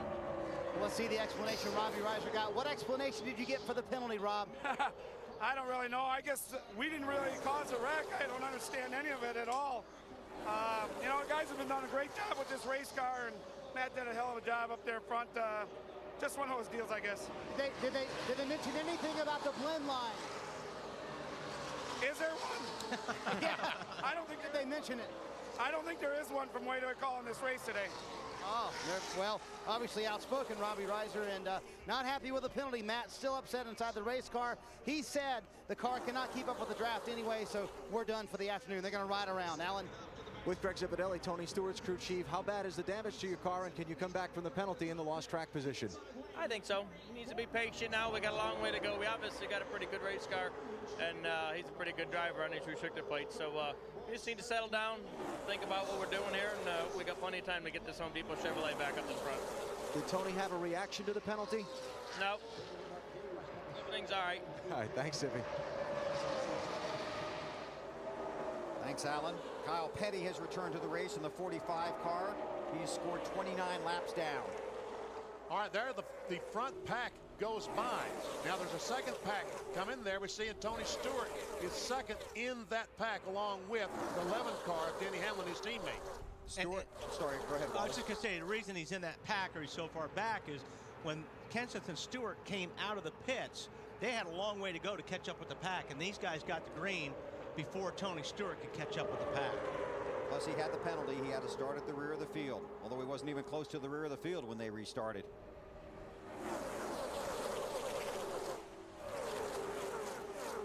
Kyle Busch is the 15th different leader of this race. That ties all Daytona records.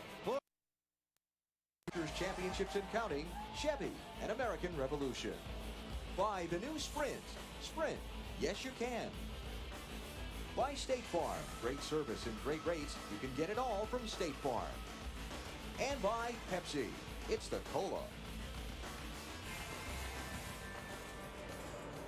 Under green here at Daytona, Jimmy Johnson is the race leader, followed by Kyle Busch.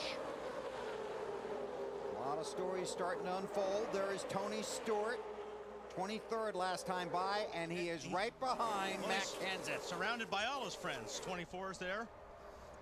We got run up, pinched off of 2 earlier in the race.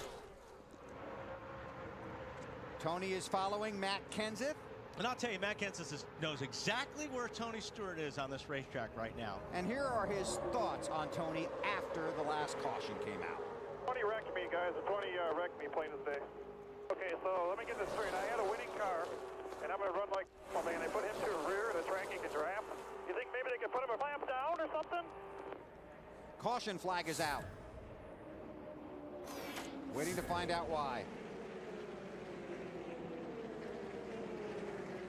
See Robbie Gordon. Yeah, we got Robbie Gordon's got a tire coming off. You know, I saw Robbie get real high in turn 2 about a lap ago, and I believe he hit the wall coming off of 2. Yeah, we see damage on the right side of this automobile. Robbie Gordon missed the Daytona 500 a year ago.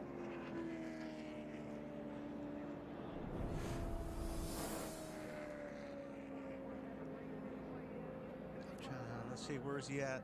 Right up there on the right. Okay, yeah, very high. See him, Robbie's way up there. He may be even losing a tire at this point. And all these cars see that slower car and go to the inside and somehow miss him. How many has Bobby Labonte missed today in that 43 car? There's another one that's right in front of him. Sterling Marlin in the 14. Rookie Clint Boyer in that 07. Robbie Gordon on pit road for repairs. 124 laps are complete.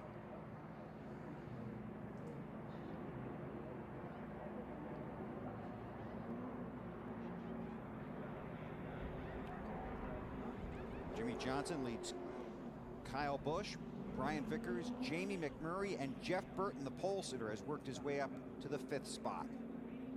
Dale Earnhardt Jr. is 6th. Okay, we'll see another feeding frenzy on pit road, I'm sure. Marty, you go first. Well, Jamie McMurray is in 4th, and he told his crew chief, Jimmy Finning, this car is loose, but it's fast like this. I want to leave it alone. Let's put 4 tires on it, make no chassis changes. Finning said, okay, we'll do this for 1 run, but we may change it later. Dave? Earlier, Kyle Busch had been saying right there in the middle of the 5 car that you've gotten me looser, but I need more, need more. This time, no changes scheduled. I think they found it, Alan. Jimmy Johnson, top left of the frame in the 48 car. Watch for a wrench to go in the left rear window, make an adjustment. They'll change 4 tires and send him out. Dale Jr. said to keep going in the same direction we've done the last few stops as Mark Martin already goes by completing his service. He's still tight, but getting better. AB. A 4-tire change for Tony Stewart in the 20 car. Not looking for any adjustments there. Trying to get him up a little farther with some pit stop work, but it doesn't look like it worked out that well this time. Oh, he takes it, Jack. Yeah, he took some equipment with him.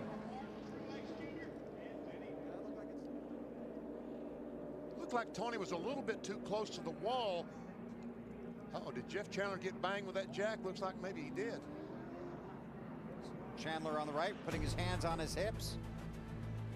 Under caution here at Daytona. It has been a penalty, and that will put him at the rear of the field.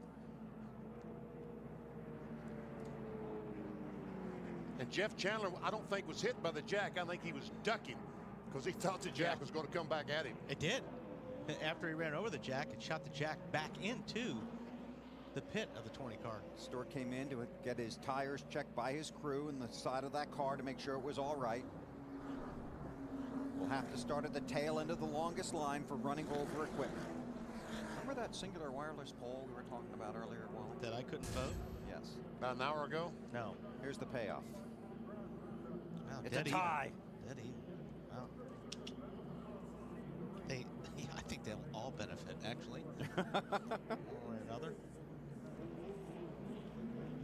Alan, you following up on the 24s? Just a neat thing about Jeff Chandler, who we were talking about a second ago. Jeff is a longtime veteran of the Nextel Cup circuit. He actually retired from the over-the-wall crew a couple of years ago. But because Tony Stewart's regular front tire changer, Ira Joe Hussey, had rotator cuff surgery in the offseason, Jeff was called back from the retired inactive list and is changing tires, trying to help his driver win the Daytona 500. And that put him in that spot. And Alan, he's half the man he used to be, isn't he? Yeah, I'll tell him you said that. He lost 52 pounds, BP. Yeah. He told me that. Said he was having fun going back over the wall. I'm impressed with folks that can lose weight. No kidding, you and me both. All right, here we go. Glad you said it. I had to do it before you got in there. Corvette pace car to pit road. Mark Martin with a 2-tire stop leads. And I'm really surprised that Mark and Pat Trice and his crew chief decided to take 2 as well as that car seemed to be handling. And he was running in that lead pack. See how it works out for him. Marty, what do you think? Well, I asked Pat Trice, why'd you take 2 tires? Because Bill Weber disagrees with you. I'm kidding, I didn't say that. I said, why'd you take 2 tires? And he said, well, a couple of reasons. Number 1, we only had 12 green flag laps on our other set of tires. Number 2, we needed track position. Mark just does not like this car back in traffic. So some cars are better when they're up front in clean air. That's what Mark wants, and that's what he's got. That's what all drivers say, Marty. My car's a lot better out front. Might not be there for long. Jimmy Johnson will challenge for the lead. He could have challenged, but I don't know if he'll be able to pull it off or not. Because Martin has the 8 car, Junior the 26, McMurray and Vickers the 25. The line is on the inside, not the outside. And that 26 of McMurray, that is a strong race car. Tell you what, I've been saying that all day. That guy's got a good race car underneath him. He's been working all day to try to get in position. Marty, he's in position now. He's in a great spot, Wally. He likes that bottom line now. Remember we told you earlier he liked that top line? He came on the radio about 40 laps ago and said, guys, this top line is not moving. Let's work the bottom. The car's a little bit loose, like you would want it here, and he's very happy with it right now. Dave? 25 car of Brian Vickers. I spoke with him this morning.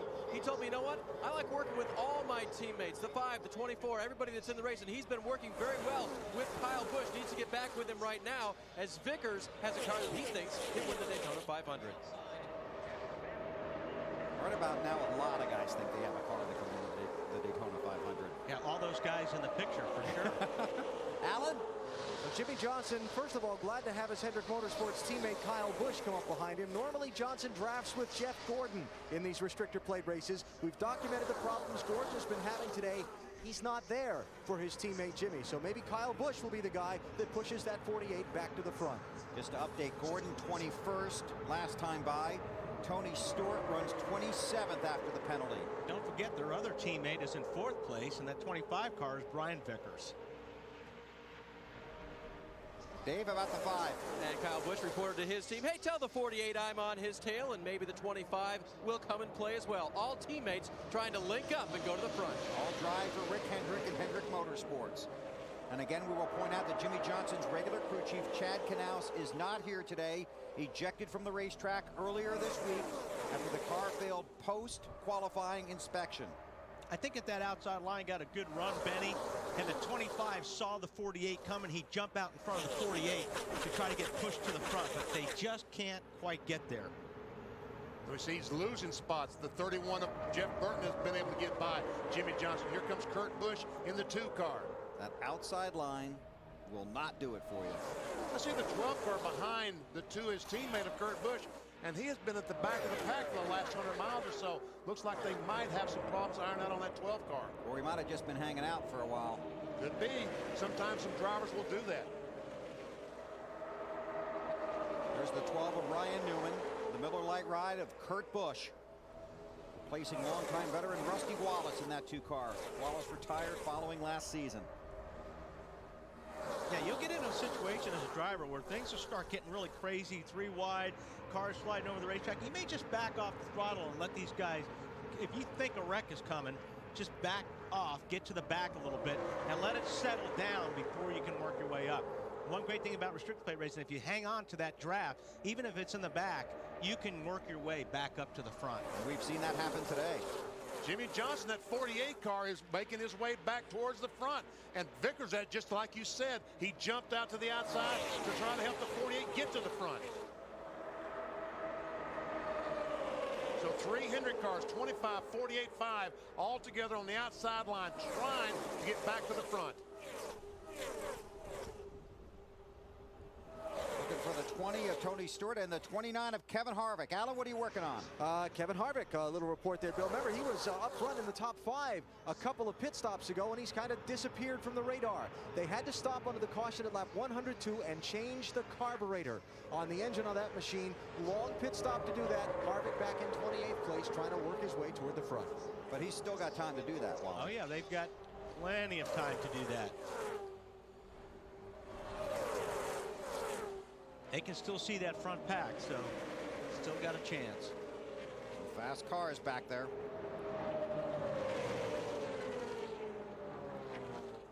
And we can see Jimmy Johnson still hooked up with his teammates, trying to get by. There's a lap car of Jeff Green on the bottom. That's why those guys are moving up. Yeah, I was going to say that's actually going to help that bottom line a little bit, or the top line, because the bottom line had to move up a little because of that slower car. So now the 25 of Vickers. And Junior, the A car, moved up to try to help those, looked like to help those Chevrolets a little bit. Whoa, little twitch there on the 8 car of Dale Earnhardt Jr. Matt? Bill, they have done a lot of work on Biffle's Ford. 3 stops ago, they pitted several times into that caution just to try to seal up where the fender meets the rocker panel, trying to seal up the aerodynamics on that right side. They took 2 tires, got some track position. Now they are in a good spot on the racetrack. It's a 16 of Greg Biffle, runs 4th in that inside line. Mark Martin continues to lead. Mark Martin told the media driving that 6 car earlier this week, if he won the Daytona 500, he might not even go to the next race. He'll be there. Because he'll be the points leader. Exactly. Alan, how about Johnson? Just the 26 car bobbles a little bit, gets a little loose when Biffle gets right on the tail. How about Johnson? He's probably catching his breath from seeing that. Just something to look ahead as we get to the later stages of this race. Jimmy Johnson and his team want to find some way, any way, to be leading off of pit road at the last pit stop. They feel like the guy that's in front from the last pit stop to the checkered flag is going to be the winner of this race. Watch for Jimmy's team to work very hard between now and the next pit stop, which won't be the last one, to try and get his car close to the front so they can let the pit crew try and steal that track position on the final stop. Dave? That 2 car of Kurt Busch trying to move up through the pack. He's found something in the handling that he needs to have here today. His car is just a little bit loose. It needs to be that way to run fast. Kurt finished second in this race last year. He runs Daytona very well, and it stays up in the front of this pack. And look who's behind him in that 55 car.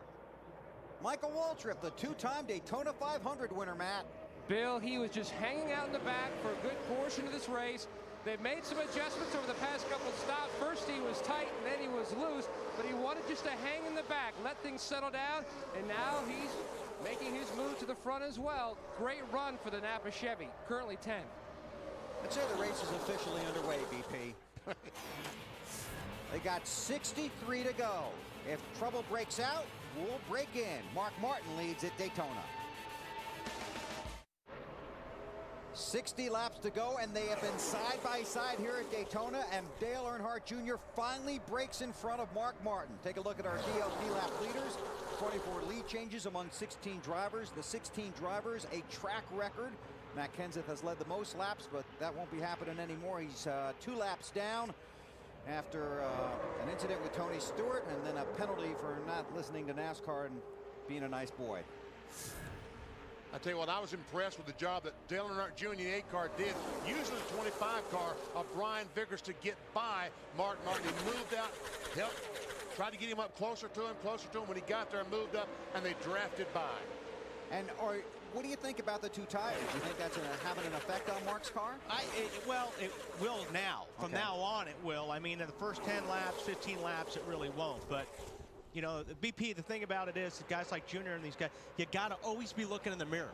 You got to be looking for that guy that's coming at you to make a pass that's got a lot of momentum. You want to drive in front of him, because if you can drive in front of him and get that push, that's going to win you this race. And not too far back in this pack, you'll find the 24 car, Jeff Gordon. So he's among the leaders. Let's take you through the field. Dave Burns. And Bill, one of the most important people on a team is the spotter for these drivers. He's the eye in the sky that helps him make those daring moves at the end of this race. Well, Brian Spotter is new to him this year, but he's a veteran spotter. His name is Chuck Joyce, and he's a family friend from years back when they used to go on vacation together. Brian said, I trust him, but we haven't worked together a lot. We'll see how well they work together at the end of the 500. Matt? Almost 3 wide, Dave, at the front, with Junior on the bottom, Johnson in the middle, and the 25 up high. Now, it's not surprising that Junior pulled in front of the 6. That was one of the conversations they talked about. Now Junior dives up high, says the car a little on the tight side, trying to maybe throw a block on the 5. Can't do it, AB. Jimmy Johnson's team continues to work at this car. Little bits and pieces of adjustments on every pit stop. Still, Johnson struggling with front end grip on the car, even when he's out in front and getting all the airflow over the nose of the machine. Dave? Kyle Busch working well together with others, especially his teammates. On that last stop, his car was good enough that they didn't want to make any changes. He believes now that it's good enough to race. Look at him hook up with his other 2 teammates. Marty? Mark Martin has had a tight race car for most of the afternoon. Those 2 tires we talked about starting to show now. Mark's in the cars going away handling-wise just a little bit, trying to keep it on the bottom line and keep it in that front pack, Dave. Kurt Busch has won at least 1 race every year since starting last year. He's on a streak right now, looking for his first Daytona 500 win. Again, running very well here, looking to the inside of Mark Martin.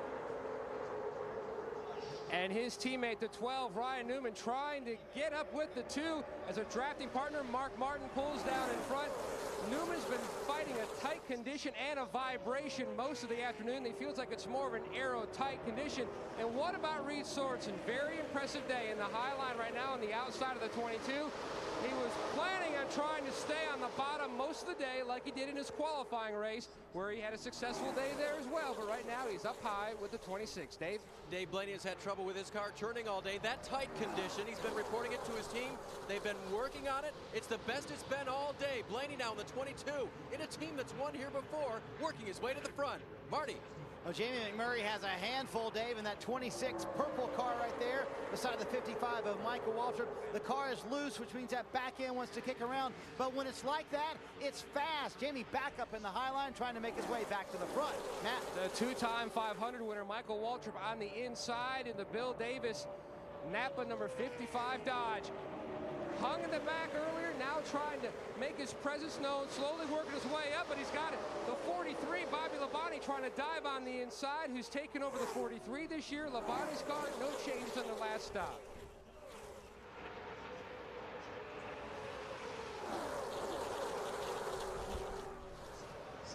Hey guys, look who's creeping up the running order. Jeff Gordon, the defending 500 winner. The transmission's holding on. They worked on the toe out and the steering the last couple of times they've been on pit road. Jeff reporting just a little bit ago on the radio. Car's not bad right now. That could be bad news for everybody else. Matt? Biffle said earlier the car was handling beautifully. Then he had the issues on the right side. Now he's on the outside. Talking about what adjustments to make on their last stop. They tried the two tires earlier, and their tire wear was excellent, Marty. Well, Matt, back there in that white and green car, the 14 of Sterling Marlin, a two-time Daytona 500 winner. This is a backup car, and Sterling lurking in the field. On their last four stops, they've made no changes to that car. Dave? Casey Kane is running conservatively up front. He'd like to race more aggressively at the end of the race. He's been staying mid to front pack most of the afternoon. We'll see what happens later on. Matt? And Kenny Schrader taking over the 21 from Ricky Rudd, who finished second a couple times, but never got that win with the Wood brothers. Hoping for a win with that famous car this year. He's battling weather issues. The car just tight. Meanwhile, David Stremme, who's also new in the 40 car this year, battling for Rookie of the Year honors, having a very solid day. You can see a lot of cosmetic tape on the front of that car. Snyder? Well, Matt, remember earlier, Elliott Sadler was fast and up front of the field, and now he's not so fast. The car too tight for Elliott Sadler. He said the car will not run the bottom of the racetrack at all. He has to run high to carry the momentum that he needs. Dave?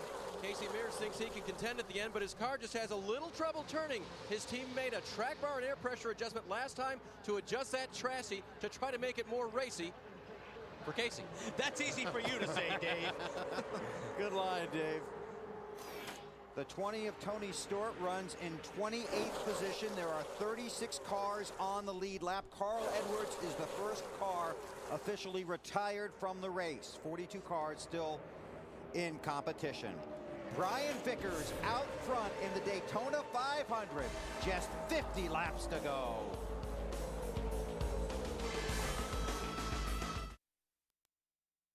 Still green here at Daytona. Brian Vickers continues to lead. Tonight on NBC, a huge night of Olympic action. American speed skater Jennifer Rodriguez goes for the gold in the women's 1,000 meter, and Todd Hayes makes a drive for gold in the two-man bobsled. It's all tonight, 7 Eastern and Pacific on NBC. Teammates running 1-2. Brian Vickers, 22 years old, being pushed by his teammate Jimmy Johnson, who's racing this weekend without his crew chief. About 5 laps to pit stops. And these pit stops are probably going to be the most important of the year. I mean, Well, this could mean a win. Oh, these guys are really below banging the on yellow each other. line. He had 2 tires below the yellow line. Was he forced down there? He's letting him get the spot back. So he did what he was supposed to do. Very good. Gave him the spot back, so there's no foul right there. But this is where the pressure is put on those pit crews right now. These guys been out here wheeling these cars. This is what it comes down to. You do not want to make a mistake in the pits, or it will cost you a shot at winning this race. Every second that you lose in the pits, getting off pit road, is 300 feet, 100 yards. Oh, caution flag. Debris on the front stretch.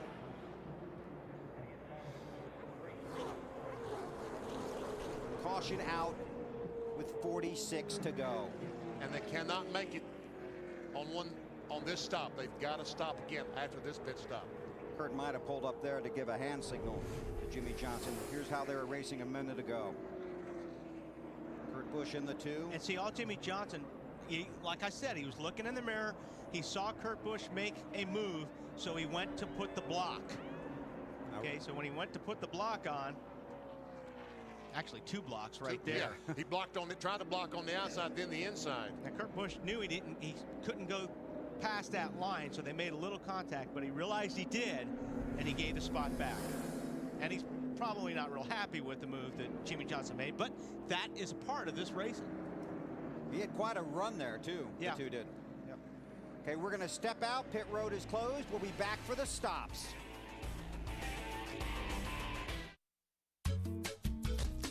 And Vickers will lead the field into what could be the final stops of the day. Marty. And Bill, a developing story for the man in 4th place, Jamie McMurray. He told the crew under caution the water pressure is at 0 in the car. I'm concerned about that. Chassis-wise, he's a little loose, and he says fast. Dave?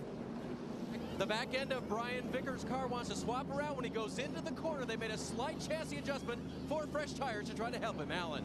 Front tire carrier Art Simmons stuck a piece of tape across part of the grill opening on Jimmy Johnson's car on his way around the car, trying to help the front end turn a little bit better, Matt. Dale Earnhardt Jr. told his team, take a look at the front. I might have hit something. The car just feels a little different as Bill Elliott's away. They've already made the track bar adjustment to try to free him up more, Alan. Air pressure and track bar adjustments for Tony Stewart as his crew tries to help his car's handling to see if he can get back toward the front. Thanks, guys. Benny, these guys cannot make it from here, but if it stays green, we probably wouldn't see another 4-tire stop, wouldn't you think? Probably fuel only, 2 right side tires. You're right. The least amount of time they can spend in the pits is what they'll do on that last stop. So this set of stops sets the stage for the closing laps of the Daytona 500. 44 to go on NBC. Jeff Gordon trying to defend his Daytona 500 championship. At green car 61, Kevin Page just goes down, makes a pit stop, stayed out, led a lap. Now watch the traffic on pit road here. And Jimmy Johnson locked up that right front a little bit, BP, but I don't think enough to hurt that tire.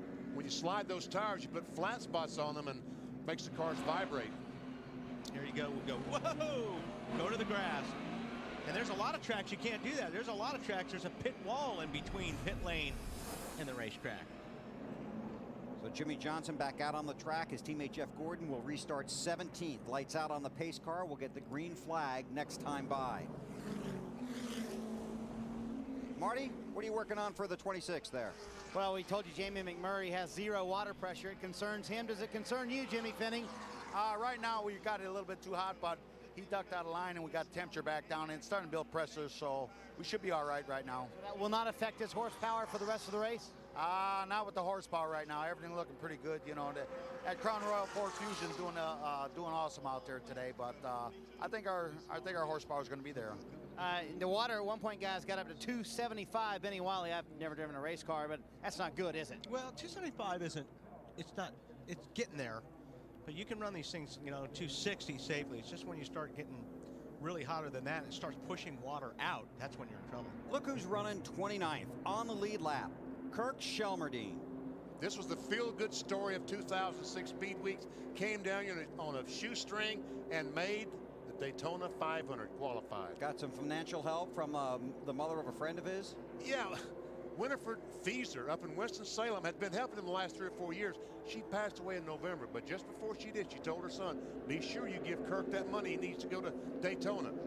They wrote the check. He came and made the Daytona 500. Each year she'd given him $50,000. This year his son wrote the check for $60,000. That helped Kirk get into the race. He let it be known through the media that he needed a sponsor for tire money. He didn't get any, but some longtime Dale Earnhardt Sr. fans in the infield heard he needed money for tires. They got him on the cell phone, got a hold of him, and gave him money to pay his tire bill here today. And why would Dale Earnhardt fans help him? Because he was a long-time Dale Earnhardt crew chief back in the 80s. Won 4 titles with Dale Earnhardt and 41 races. All right. Scraggly there on that restart. Kind of a gap there back there, about 15th or so. Oh, they're bumping into each other in the corner. We talked about the bump draft in the corner is not the thing to do. There's the gaps back there. It's kind of really not a very good restart for those guys in the back, but up front, they love it. They like it because they're looking in the mirror and they want to see those guys in the back running side by side.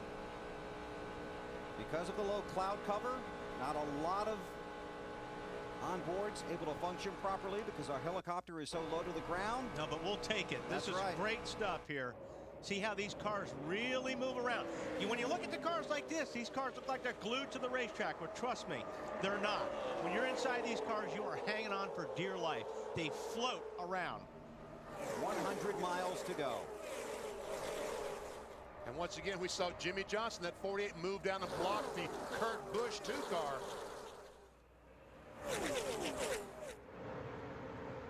There we go, Kurt trying once again.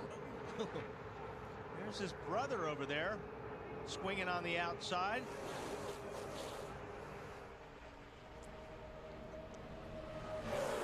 And high line BP trying to get the momentum back. Brian Vickers in the 25 car leading that pack. Junior out front, Ryan Newman runs second. Jimmy Johnson in the 48, third in that inside line. Newman to the high side in that 12 car. What in the world was he trying to use that 25 to get by the 8? Alan? Hey guys, when that 48 car's coming at you, right there, see that bright neon piece of tape on the grill? Yeah. That's the chassis adjustment they made last time. Jimmy Johnson's been looking for more front-end grip on that car all day, so that's what they did. The tire carrier, Art Simmons, stuck that on there. Now, when you stick that on a race car that's been out in the hot, oily, grubby race conditions all day, sometimes tape doesn't stick. This one has stuck. Jimmy's hoping it helps his car for this final run to the checkers. Going 188 miles per hour is helping us stick there really good, too. But what that does is closing the opening in that grill. So it's making the airs hitting that tape, actually helping it push the nose down to the ground.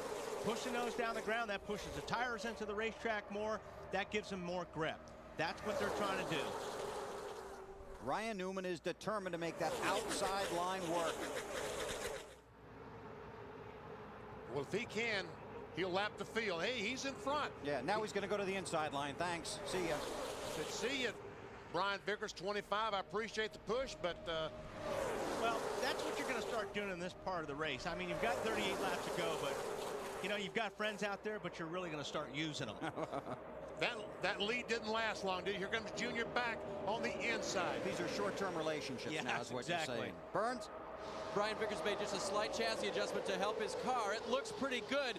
The one problem Vickers may have before this race is over is they have to pit once more. He has big trouble getting off of pit lane. First gear lugs large for him. It almost stalled out last time, and he has to use the clutch hard to try to keep that thing from stalling out. Wally, it's tough to get off pit road when you're having problems like that. Yeah, it really is, and that's where you start. When you start doing things like that, you start hurting the drive line and transmissions and all kinds of good stuff. So yeah, he doesn't want to see pit lane anymore today.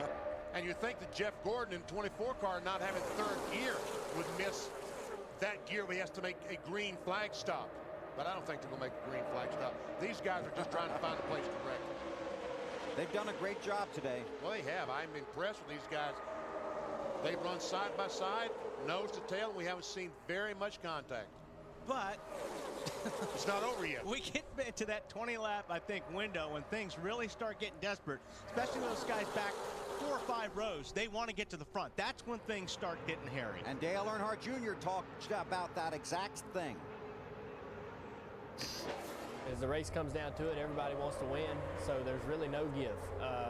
Lots of tape, lots of beating and banging. Guys will make moves that they traditionally wouldn't make, out of character moves, is what I like to call them. And sometimes, you know, you get out of the car after the race, you go, man, what were you thinking? You know, but it was the Daytona 500. You know, you got to do what it takes to win. It's impossible to underscore what a win in this race means to a Nextel Cup driver. And it's not just the win. It's the guy that's running 5th wants to run 4th. The guy running 12th wants to run 11th. Every position you can get is valuable. Jeff Gordon there in the center, that 24 car, trying to work his way to the front. So they obviously adjusted on that car, and it's got to be pretty decent because you don't run in the middle here at Daytona if your car's not handling. Gordon was 13th last time by in that 24 car. How about it, Alan? Well, Bill, first of all, the transmission has lived. That was Steve Letarte, the crew chief's biggest concern earlier. But remember when they first had the problem, what was it Steve told Jeff? It's early in the race. We've got a long way to go. We've got time to work on it. They've kept working on it. They're getting back into contention. Alan, did you say he had third gear now? I said the transmission is held together. That was their concern when they dropped third gear. I got you. Now, this is kind of what we saw in the Busch race. You know, the closer we get to the finish of the race, we start seeing more and more three wide, and you'll see them 3 wide, 8 rows back. There are 36 cars on the lead lap. The top 35 are separated by less than 6 seconds. So how many cars still have a chance to win this? Every one of those cars in that picture has a shot at winning this race. You cannot give up in the Daytona 500. Strong comebacks today by Stewart, Gordon. And the 12th car, Ryan Newman. I watched him, and we see Junior give the signal to Kurt Busch to go ahead on the inside. Now teammates run first and second. Ryan Newman in the 12, Kurt Busch in the 2, driving for Roger Penske. McMurray helping out the 8. Yeah, he had the 8 car jacked up. I mean, he gave him a good push, and that's what he needed. But Junior did a good job holding that car straight, because when you hit somebody that hard, you actually take the rear wheels off the racetrack, and the car gets squirrely, and you got to let the guy behind you get off you, come back on the racetrack, and hang on. So see there again, exactly. Did exactly the same thing. Got to make sure you do that on the straightaway, not the corners. And Jamie had to back up just a little bit to let the 8 car get control, and he's going to lose a couple of spots. Matt. Bill, Penske Racing has such a storied history. 13 Indianapolis 500 wins. We told you how Roger Penske has never won the Great American Race. Right now, his 2 cars are 1-2. Newman says the car's a little tight down in 1 and 2, but it is great down in 3 and 4. And that vibration we told you earlier, it's gone away. Dave. Matt, as we've been watching, the 2 car of Kurt Busch has raced up front nearly all day. And talking with crew chief Roy McCauley this morning, he said, we will race as hard as we can to stay up front all day long. And within the last 40 laps, that is the time to go. Now there's 32 left, Matt. It will be interesting if we get a green flag final pit stop. In fact, one owner who has a car in the top 10 came on the radio and said to his team, if it was green flag stops all day, the 8 team would have the field a lap down. They have been magnificent on pit road. They are about 5 to 6 laps short of making it, so they are going to have to go. Now the big question, BP and Wally, will it be a gas and go, 2 tires? That's the big question here on pit road. I think you got to gas and go. I don't think you can take tires unless your car is really, really bad. If we're just talking about 6 or 7 laps, we aren't talking about that much gasoline. Right. You know, another thing about these guys, too, don't forget, there's a lot of guys that are looking at their rides from last year, either in their mirror or in their windshield. And that's something, too, that when a driver changes teams, the last thing he wants to do the first race of the year is get beat by the team he drove for last year. And the first thing he wants to do is beat that guy. And you've got a lot of, you got Busch up there, and Casey Mears is up there, Jamie McMurray's up there. We're all kind of looking at each other's rides. And it looked like a little bit ago that the 8 car was going backwards. And now all of a sudden, 2 laps later, he's going back towards the front again. Talking about the 8 of Dale Earnhardt Jr. That's Hermie Sadler, the 00. Another Cinderella story here in Daytona this week. Made the race. But it doesn't look like he's going to finish the race. He's 36th. He was the last car on the lead lap. He's going to have to limp back to pit road. Really saved his car. Didn't run a lot of the practices. Took care of his equipment. Was hoping to get a good finish here.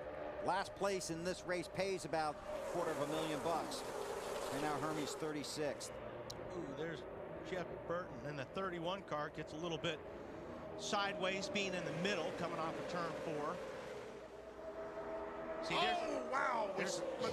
McMurray gets in that 5 and almost turns him around. Yeah, it's going to get more and more ugly now as we go. There's going to be a lot less, you know, cooperation with each other. This is going to get pushing and shoving. Marty. Yeah, there's more and more of these moments where you go, how do these guys not wreck? McMurray didn't say anything about that last one, but he says that his car is loose, but he's fast, and that's what he wants it to be. He said, quote, I'm way better than these other guys around me. We can beat all of them. Okay, just show us. Mark Martin runs back in the 18th spot in the 6 car after leading. Well, don't forget, he's still, or did he take 4? Is he still on those 2 tires? No. I think he took 4 the last time. Last stop. Okay. Marty? Well, the reason they're back in the pack, Bill, is that they had to pit twice. When they came down pit road, they took on the 4 tires. They didn't get it all the way full with fuel, so they had to come back down pit road and get all the fuel in that they could. Somebody's smoking back there, and I'm not sure who it is. I saw the trial just a moment ago. I don't know if David Stremme, perhaps, but there's a black and yellow car. I've been seeing some smoke coming out of the. There goes Stremme in the 40. It's Mike Wallace in the 09 in front of Mark Martin in the 6. There's still smoke. I see smoke coming out of one of those cars. Could be a tire rub from contact in traffic. Stremme's already got some damage there. Let's watch the back of the 40 as he goes through the corners when you really see it. See the smoke right there? Yes. Definitely smoke coming out of the back of that car. And that car was running up the track a little bit too. There's Tony Stewart in the 20. 22nd last time by. But you know what? Tony Stewart still has time to win this race. Jeff Gordon down low. Going to take the spot away from Dave Blaney, the 22. And that is for 11th spot. And he can see the leaders. Alan? Benny, I just talked to Steve Letarte, Jeff Gordon's crew chief, and asked him about that transmission being out 3rd gear and how that might impact his final pit stop. He said, just don't look for us to be here long. That's how I'm going to try to make up for it. But, yeah, I understand. So what you're saying is they'll probably take less than they would normally because they're going to lose that time getting up to speed? Yeah, that's exactly it, Wally. They're going to try and shorten the time they're on pit road to make up for the time they know they're going to lose by not having 3rd gear coming back up to speed. Have you been able to get to how far they can go, Alan, how short they are? Most of these guys are going to be somewhere around 6 or 7 laps short. I am seeing a couple guys that are running the calculations again like somebody may try it. Try to go all the way. Yep, why not? Yeah. Ryan Newman won 8 poles last season, 1 race. Talented young driver from South Bend, Indiana, leading the race, the Daytona 500. How about Kurt Busch in that new ride? His first race really, since Texas last November. Missed the last 2 races of the year when he was suspended by Roush Racing. The 32 car may have gotten the wall off of turn 2. I see some smoke coming from that car. It's Jeff Gordon in the 24 on the bumper of Casey Kane in the 9. Casey Kane last time by was running in the 7th position. Yeah, we see the 32 car now is smoking. Oh, he's gonna wreck it now. And he did. And now he's gonna put some debris down. He's gonna try and get to pit road. All right, now how many caution flags do you have to run in order not to come down pit lane? Oh, wow. I think they'll all come down and change 4 tires. I think so. Yeah. What, 2 tires? I think some of them will probably change 2. I'm taking 4. 25 to go. Well, I would love to have 4, but like Mark Martin back there for position, he might take 2. Yeah. Very, very hard to get through the field when they're 3 wide. Now here's a contradiction of terms. Matt Kenseth is the lucky dog.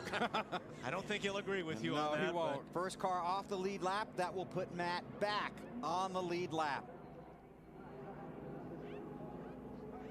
Although It'd be better for me not to see. I don't know how his car's handling, but there's nothing that when you're in a situation as a driver, and all of a sudden you're back in it with 25 laps to go. Well, there's some smoke coming from that car, but it's not from the equipment. Yeah. Overheating from the cockpit. Was run into by Tony Stewart earlier in the race and then was penalized by NASCAR for not responding to the request to behave politely. Matt Kenseth drives a 17 car. There he is, run into the grass by Stewart. Now here's the big part, across the track. Nobody got him. How'd you like to have that look out of the windshield? That's when he was the lucky dog. Now this is what he was penalized for, going down and making a swipe at the 20 cars that came off pit road. gave him the black and white flag.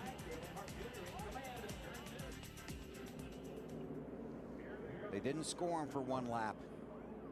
Now the pit road is open. Cars to pit road. Marty.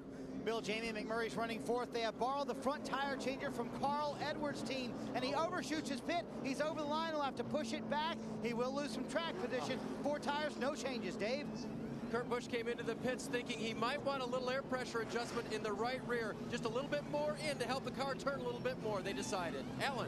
A brief debate about 2 or 4 tires on Jimmy Johnson's team radio. They'll go with 4 and an air pressure adjustment for the 48, Matt. Middle of your screen, Ryan Newman doesn't want any changes to the 12 car. Says it's a little free on entry, but he contact with the 21 of Kenny Schrader trying to make his way into his pit stall.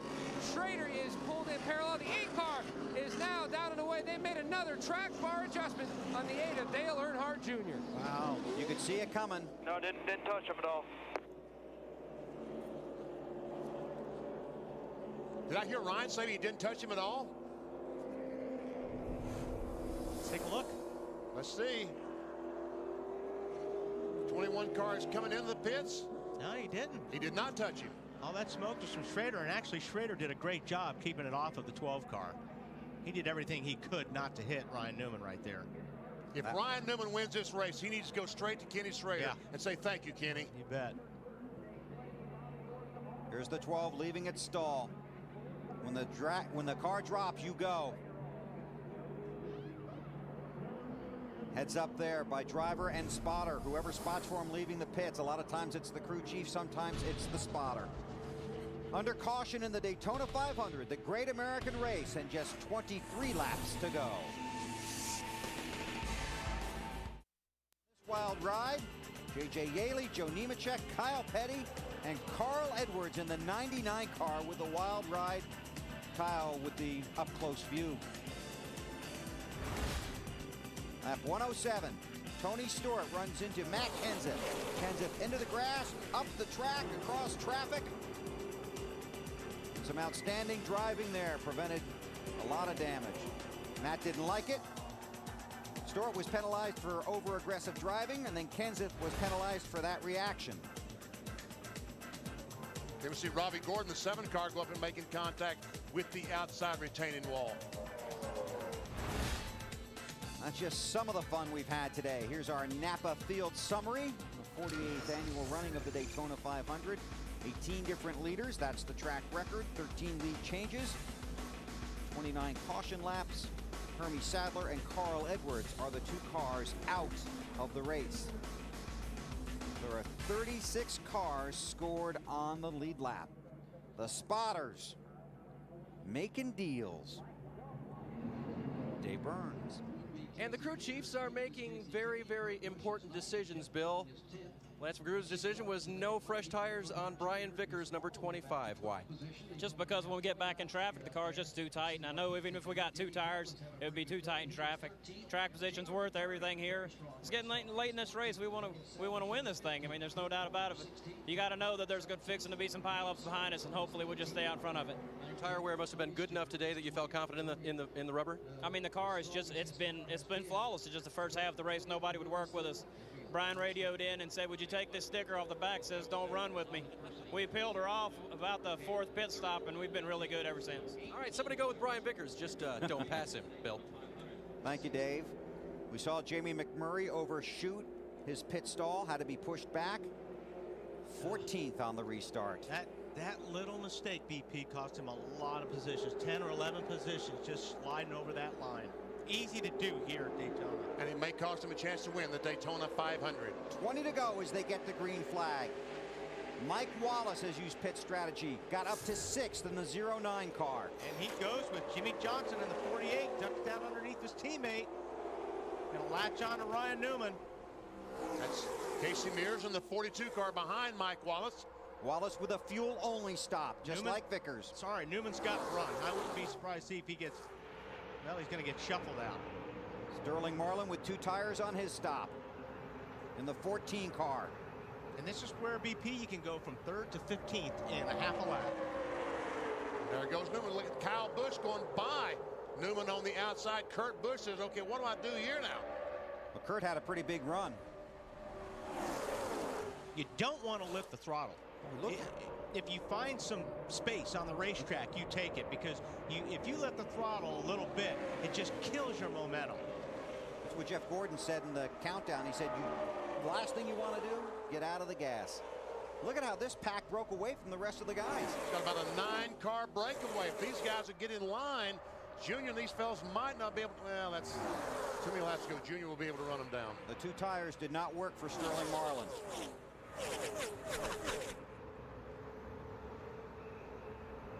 There's Earnhardt.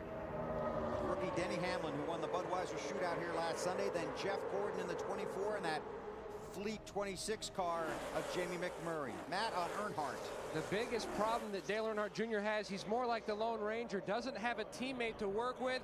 While the Roush cars are up there, the Dodgers of the Penske camp are up there working together. Junior having to do it all on his own as he dips down below the 5 of Kyle Busch, close to that yellow line. That was close. That's going to be a close call. He forced his way in that one. Cannot go below the yellow line and pass. Here's the move. Here it comes off the tri-oval. Goes on the bottom. Boy, I'd hate to make that call. I think he's clean. Looks to me like he's clean. I think he was on the line, but he wasn't below the line.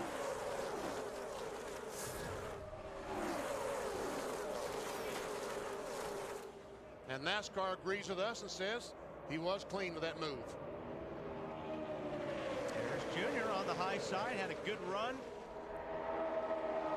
Yeah, I think if Kyle Busch in that 5 car and Gordon in the 24 can line up behind Junior,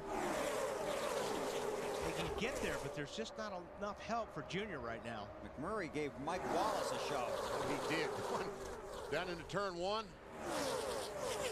Mike was in a hard crash here in the truck race Friday night. Now McMurray needs to slide up in front of the 8 car. Those guys can get together. 8 car going backwards. Look at all these guys going by Dale Earnhardt Jr. Junior must have had to lift for something. He's finally fallen back to Clint Boyer in the 07. That's a long way back. He had to get out of the throttle for something. I don't know if he lost the car or what, but that's what I was talking about earlier. You don't want to get out of the gas. If you do, that's what happens. Vickers continues to lead after a fuel-only stop. And Allen reported that someone said they wanted to be the first car off pit road to the checkered flag.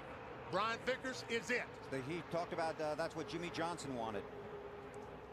Jimmy Johnson wants that lead. Those are teammates. They drive for Rick Hendrick and Hendrick Motorsports. Brian Vickers, 22 years old. And Jimmy Johnson. And I tell you, a lot of folks say there's a lot of heat on the Brian Vickers, the driver of the 25 car. Last year, all the drivers for Hendrick Motorsports won except him. So he needs a victory. How about Vickers, Dave? He's driving like he's got eyes in the back of his head, Bill. Actually, that spotter, Chuck Joyce, telling him every move the guys behind him are making. Vickers needs to know that so that he can block any move that he can and try to hold that lead. Allen. Imagine a football team going to the Super Bowl, and the week of the game, their head coach is suspended by the league and not allowed to participate. That's what's happened with Jimmy Johnson's team here this weekend. The crew chief, like a head coach on a race team, Chad Knaus not here. Darian Grubb, normally the man that sits at Chad Knaus's right side, looking at the computers, working with the fuel mileage, working with the engineers on the adjustments. He was promoted to call this race for Jimmy Johnson. He said to me this morning, we've got a deep bench on this team. Grubb is 30 years old.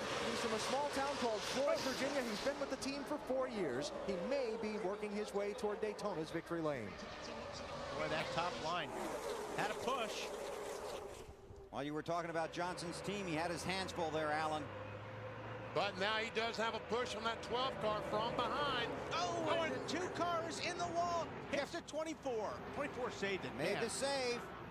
Great job by Jeff. Caution save is that out. race car.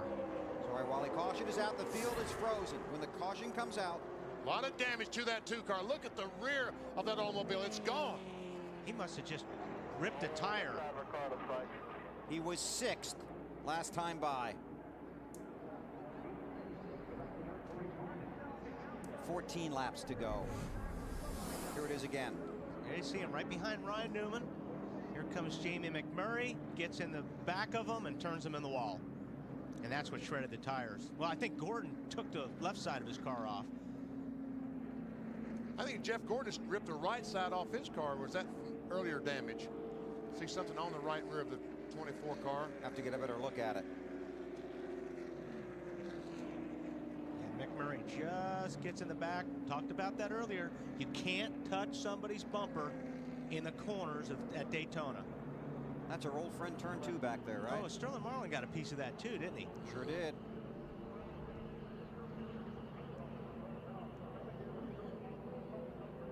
Well, that's a disappointing end to Kurt Busch's day. I think Jeff Gordon is probably the guy. Well, maybe the left rear is already flat, or Jeff Gordon might have been the guy that flattened the left rear tire on Kurt Busch's car. But you're right, the tire did the damage. Yeah. Dave? And they're trying to just at least change the tires on Kurt Busch's car. A southern phrase was used down here to describe the condition. Our car is 4 slam up, which means it's not going to win the Daytona 500 in Kurt Busch's first outing for Penske Racing. And that right front took one heck of a lick. As a matter of fact, I don't know if they can get the tire off. That might be what they're working on. Yeah, that white stuff in between the tire and the wheel is concrete. About 26. Yeah. Yep, that's what happened. They try and cut the sheet metal away. Well, Kurt and his crew discuss it. The only way I'm going to go is if he's posted. Why isn't he posted? Kurt is asking why the 26 car has not been penalized for aggressive driving. Pit road is open. So far, no takers.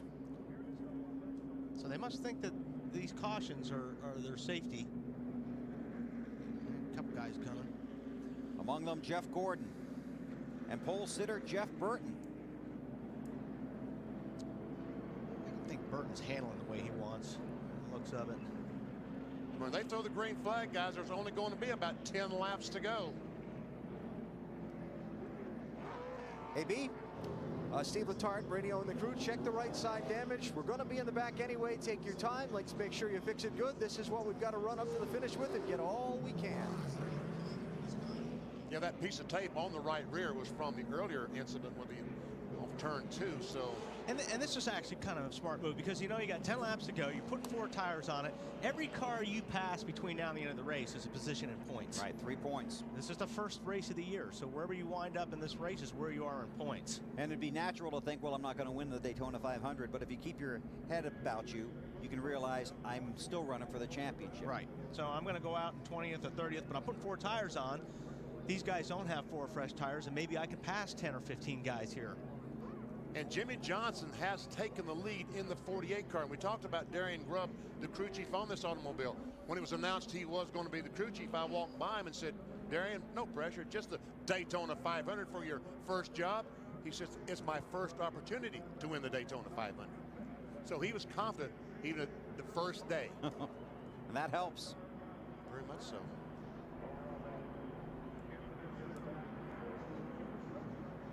So they continue to work on the car of Jeff Gordon. Jimmy Johnson, his teammate, leads the Daytona 500. There's a good analogy by Alan. This is a team here without their coach, crew chief Chad Canals. He's got a teammate right behind him in Brian Vickers.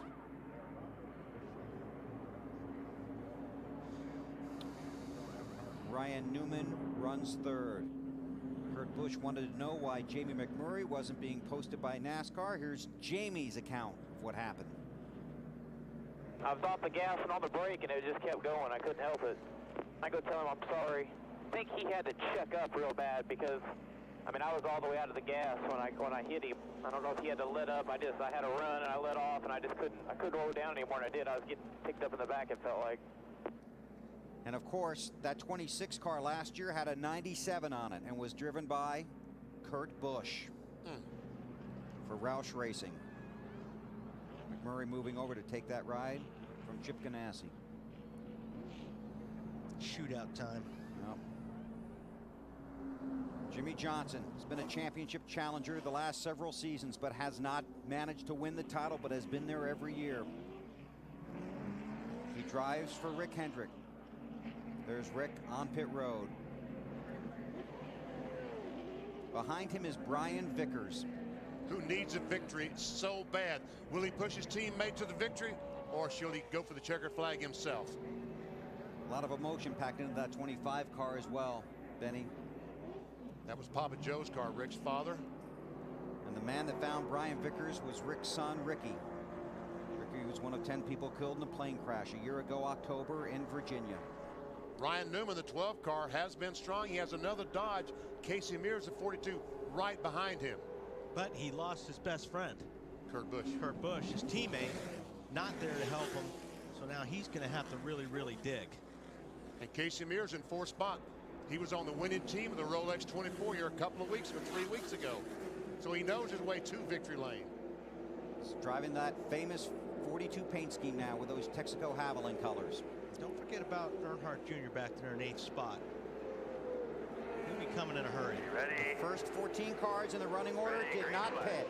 10 laps to go, 25 miles in the Daytona 500.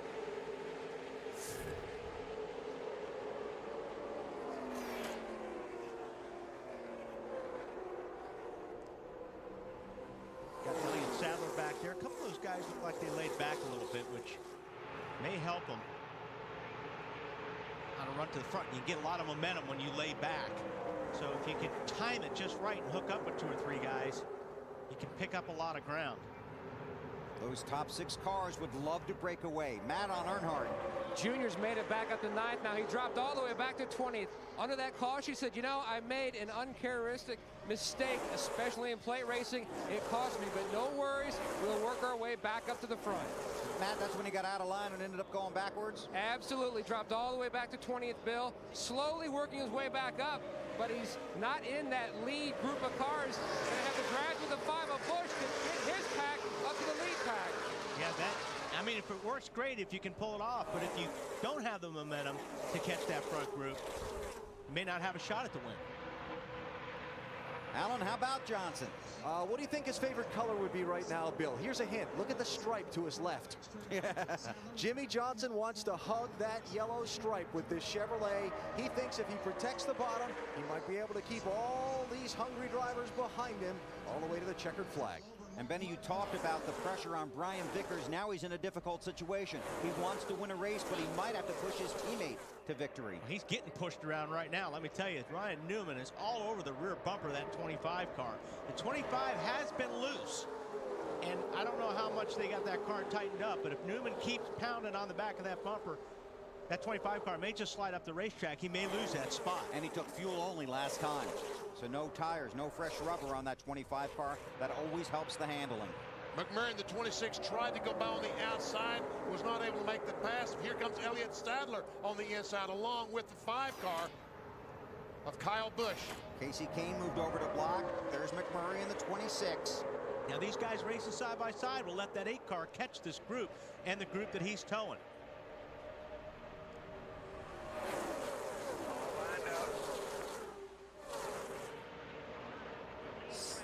Seven laps to go. Ryan Newman in the 12. An update from Matt. Running in the 3rd spot, Bill, right behind Vickers.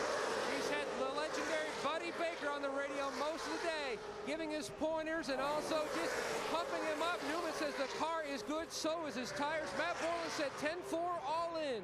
Taking that gambling phrase because Newman's a big gambler. They worked with the 42 and the 9 to try to stick with them since they're all Dodgers. But you have to wonder if they're bluffing. Wow, somebody got forced down at the bottom. Oh, how did he save that? And he only lost 1 spot. Well, he's going to lose some more as he lost his momentum. Yeah, that was Kyle Busch, and that's not over. Yeah, this one he gets back to the 5. Man. 6 laps to go. Looks like Tony Stewart dives to the bottom and well, Kyle Busch just ran him down to the bottom of the racetrack. Well, blocked him. Yeah, went to block him. Stewart had that thing sideways, too. He sure did. And look at Dale Earnhardt Jr. in the 8 car. He's trying to work his way back. There he is in about 5th or 6th spot. And looks like Vickers is going to the back. Newman has been able to get by the 25 car. Here comes Casey Mears, 42. Yeah, I don't think that 25 car's got the tires he needs to do what he's got to do. Black flag, Kyle Busch in the 5 car, aggressive driving. It's a pass-through penalty. Kyle Busch was 9th last time by. He'll have to come down pit road at 55 miles per hour under green while the rest of the field goes around the track at 190. And he'll have to do it, otherwise he'd be like Matt Kenseth, and they'll pull his scorecard. But the big difference between the penalty that he's getting is he's got to serve his under green. Tony Stewart just had to go to the back of the pack. That's correct. So basically the 5 car is out of the race. Carl, they got us up on the board. Too wide, too wide. He's not going to get the pit lane this lap. He might have trouble getting to pit lane. If he does, there's going to be a big wreck. Be 4 to go when they get to the line this time. Jimmy Johnson leads, Ryan Newman 2nd. Casey Mears 3rd. Update on Kurt from Dave. And Kurt agreed to talk to us right now. He just asked, let me get over to this side. Kurt, you've had about 5 minutes to sit in your car while they rolled it back to the garage here. What was going through your mind? Yeah, we had a great car all day. I was so proud of our team. Miller Lite Dodge was beautiful. Working with my teammate Ryan Newman, we had a shot at winning this race. And Rogers won the, oh, it's too bad watching TV right now. But Rogers won the Indy race 13 times, and we were really going to do it today, but came up just a bit short. So thanks to all my sponsors. Great ride today. Mobile One and Altel on Ryan's car and all our great guys that we've got behind us. So we'll be back. That was just thank you very much. Kurt out of the 500, and so is the car that got tangled up with it, Bill. Kurt didn't really seem sincere to me when he sounded said a little that. sarcastic. Yeah. I mean, thanks, Dave. Appreciate you going back there and getting that. So Jamie McMurray brings out the caution. We could be looking at a green-white checkered finish in the Daytona 500. I thought Bobby Labonte might be involved in. Let's see. There we see that Jeff Burton going up trying to block the 26. They both get in the outside retaining wall, and McMurray loses it and does get into Bobby Labonte in the 43. And then Bobby hits the wall. And Denny Hamlin runs in the back of the 31. Maybe not too badly. Yeah, I think Hamlin will be okay. Boy, that 26 is hurt.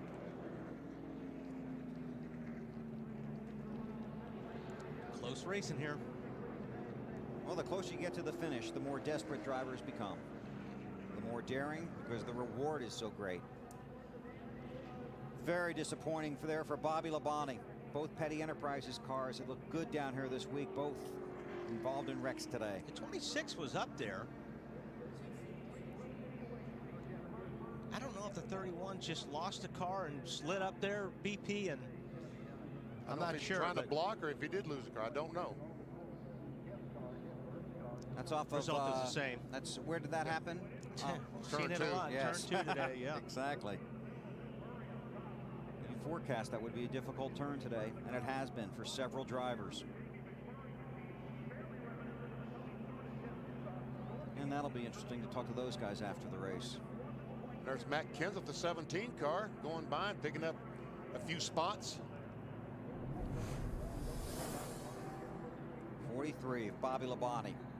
Denny Hamlin, Jamie McMurray, Jeff Burton, Bobby Labonte. Damage late in the Daytona 500. I think Jeff Burton is going to have to come to pit road, because I saw there he is on pit road. I saw some smoke off the tires where they're rubbing the fenders. Good call on your part, Benny.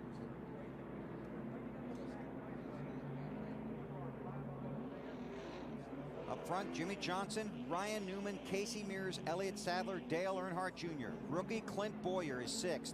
Tony Stewart has worked his way up to 7th in what has been a wild day. Then it's Casey Kane, Brian Vickers, Kyle Busch serving a pass-through penalty for aggressive driving. Which means now he has to start at the end of the longest line, because when he gets to pit road, all the cars on the racetrack get to go by him before he can get back out. Which is still better than doing it under the green. Oh, because yes. he would have lost a lap if he did it under the green. Very much so.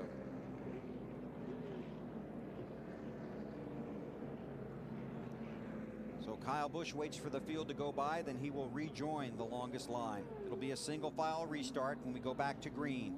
And Tony Stewart is being shown in the 7th position.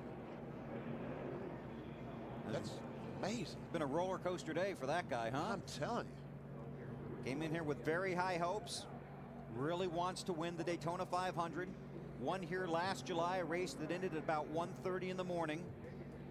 Then climbed the fence, celebrated with the fans, went on to win the Brickyard 400, take his 2nd series championship. Today it has been an adventure for Tony, but he's certainly in it. Dale Earnhardt Jr., past winner of the Daytona 500. You heard the guys on pit road talk about how Jr. admitted making a mistake, a rare mistake in a restrictor plate race. You know, when these cars put fuel in them the last time, they might have been figuring on a 200-lap race. Well, this thing is going to be about 202, 203. I wonder if those extra laps might mean something as far as fuel is concerned. You know, some teams thought about it, and some probably did not, Benny. Excellent point. But I think they're going to try to, I would think that NASCAR would try to get this thing. We've got 5 laps to go in the race. They would try to get this thing off as close as possible to the real finish, so they don't run into that problem. Well, we've already completed actually 198. Oh, okay. This is coming down from 199. Yeah. Okay. You trusted the computer. What am I thinking? Gosh. Matt. Well, Bill, Dale Earnhardt Jr. has climbed to 5th, and he's, like I mentioned before, all by himself trying to figure out who he can get to work with him. But he was telling his crew chief, Tony Eury Jr., about his race car, which has been tight, but also about the motor under the hood.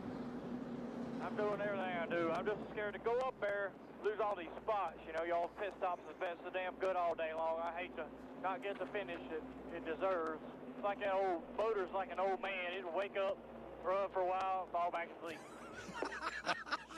That sounds like Weber in the booth. Oh, thank you. Don't wake me up.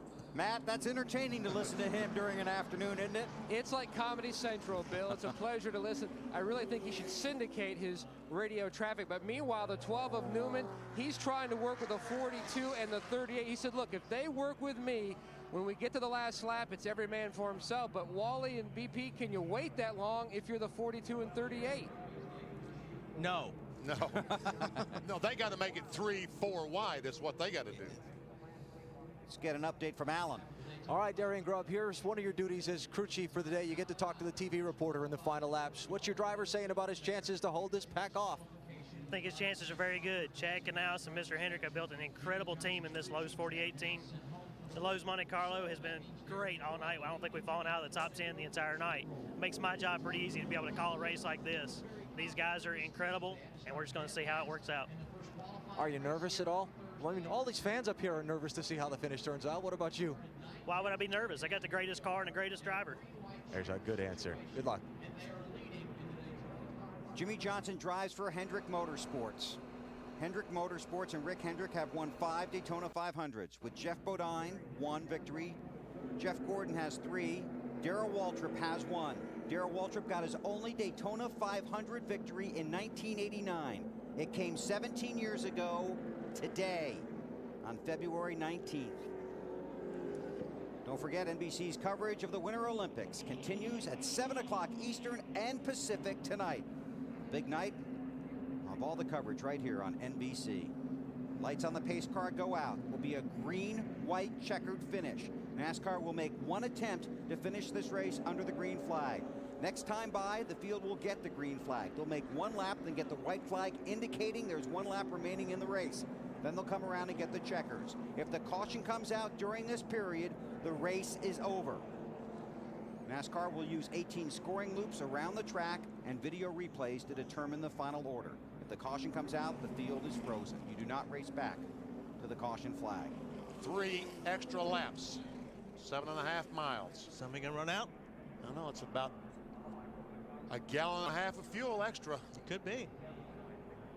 Especially that, you know, those stops. You're just trying to put as much fuel in as you need for track positions. So, see. I know there's some guys worried about it. I would think so. Well, when you're sitting in this situation right now, I mean, Jimmy Johnson sitting there going, man, I can't screw this.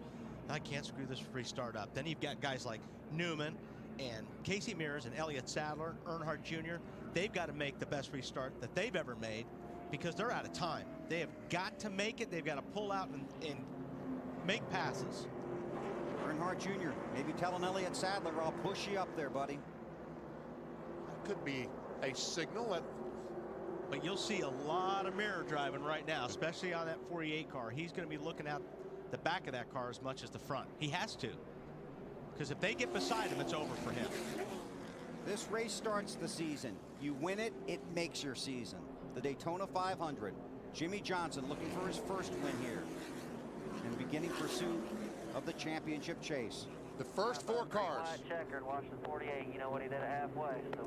Has never won the Daytona 500. Earnhardt in 5th has. But he wants it just as badly as those 4. Ready. Green flag. 2 laps to go.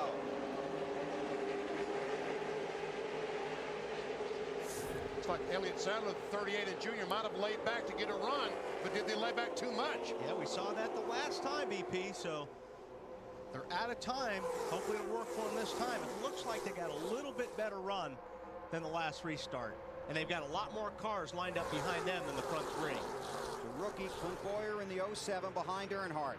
They're going to catch the front 3. Lap and a half to go. Oh yeah, they've got a big run, especially Elliott Sadler. If he times this right, he can make a pass. Everybody's lined up. But they're lined up. Somebody's got to make a move. It's going to happen. Off of turn 4. At the line this time, the white flag. 1 lap to go at Daytona. It's Junior that's making the move. He didn't want to do it, he said, but he's going to the outside. Got to. It's a Daytona 500. He's got to try, at least try to win. Meanwhile, Ryan Newman looked both sides of Johnson, nowhere to go. Stays in line. This is what Johnson wants to see in his mirror, though. He wants to see those guys behind him, side by side. Casey Mears runs 3rd. Junior's losing positions as he tries to get on the outside. Tony Stewart has moved into 5th, 6th. Here goes Ryan Newman. He's going to try the high side. Which way will Mears go? Oh, hose this 12 car, Ryan Newman. Keep pedaling it, man. Keep pedaling. That's a clear by 4. That's exactly crash behind him. Crash behind him. The caution is out. The race is over. Jimmie Johnson has won the Daytona 500. You are my hero.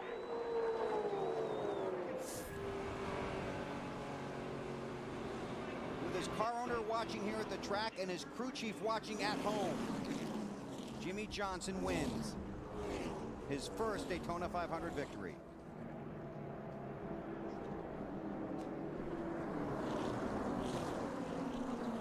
Sorry, not here, buddy, but you're behind us 100%, bud.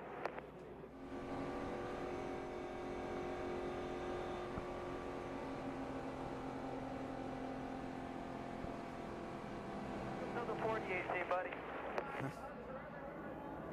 Darian Grubb, his first race as crew chief. He said, it's my first opportunity to win. And guess what? He made the most of it. Because of the caution coming out and the field being frozen, NASCAR will have to use... Unbelievable, guys. Unbelievable. NASCAR will use computer scoring and video replays to determine the final finishing order. To Alan Bestwick. First, a word with the team owner, Rick Hendrick. Rick, congratulations, another Daytona 500 win. I'm out of breath, I tell you. This race is unbelievable, and it's just a race everybody wants to win. This team's had a tough couple of weeks, and it's unbelievable. We're just going to celebrate this one and wish Chad was here. Great, proud of the guy. And I believe the crew chief just ran off to greet the car, spinning through the grass.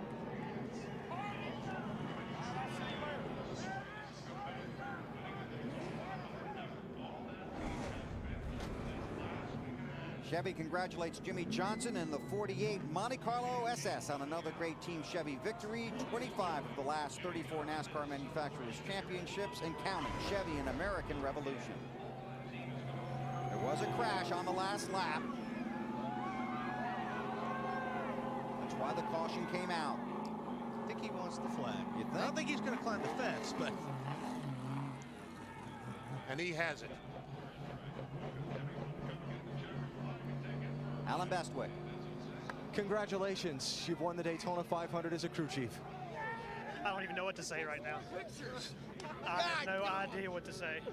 I mean, I just got to thank Chad Canales for building this team the way he built it, Mr. Hendrick, and everybody for giving me the opportunity, and just all the tools that they put in place. This is just a super easy day, but we won the Daytona 500. Kind of a story you can tell your grandkids someday, huh? I'll tell everybody this for the rest of my life. Congratulations.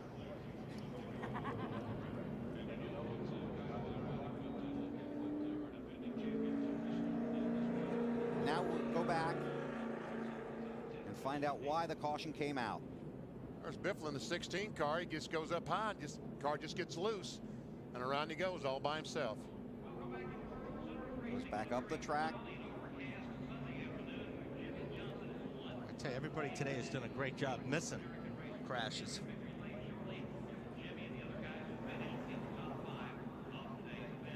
Jamie McMurray, the driver of the 26, was treated and released from the infield care center, and he apologized for the contact that took Kurt Busch out of the race. That's the backstretch. Yes, sorry, BP. And they put those grandstands at the right place today, didn't it? See all the action? Matt. Well, Newman just got a high five from his father. Your dad's in tears over this second place finish. You didn't need the green-white checker, did you?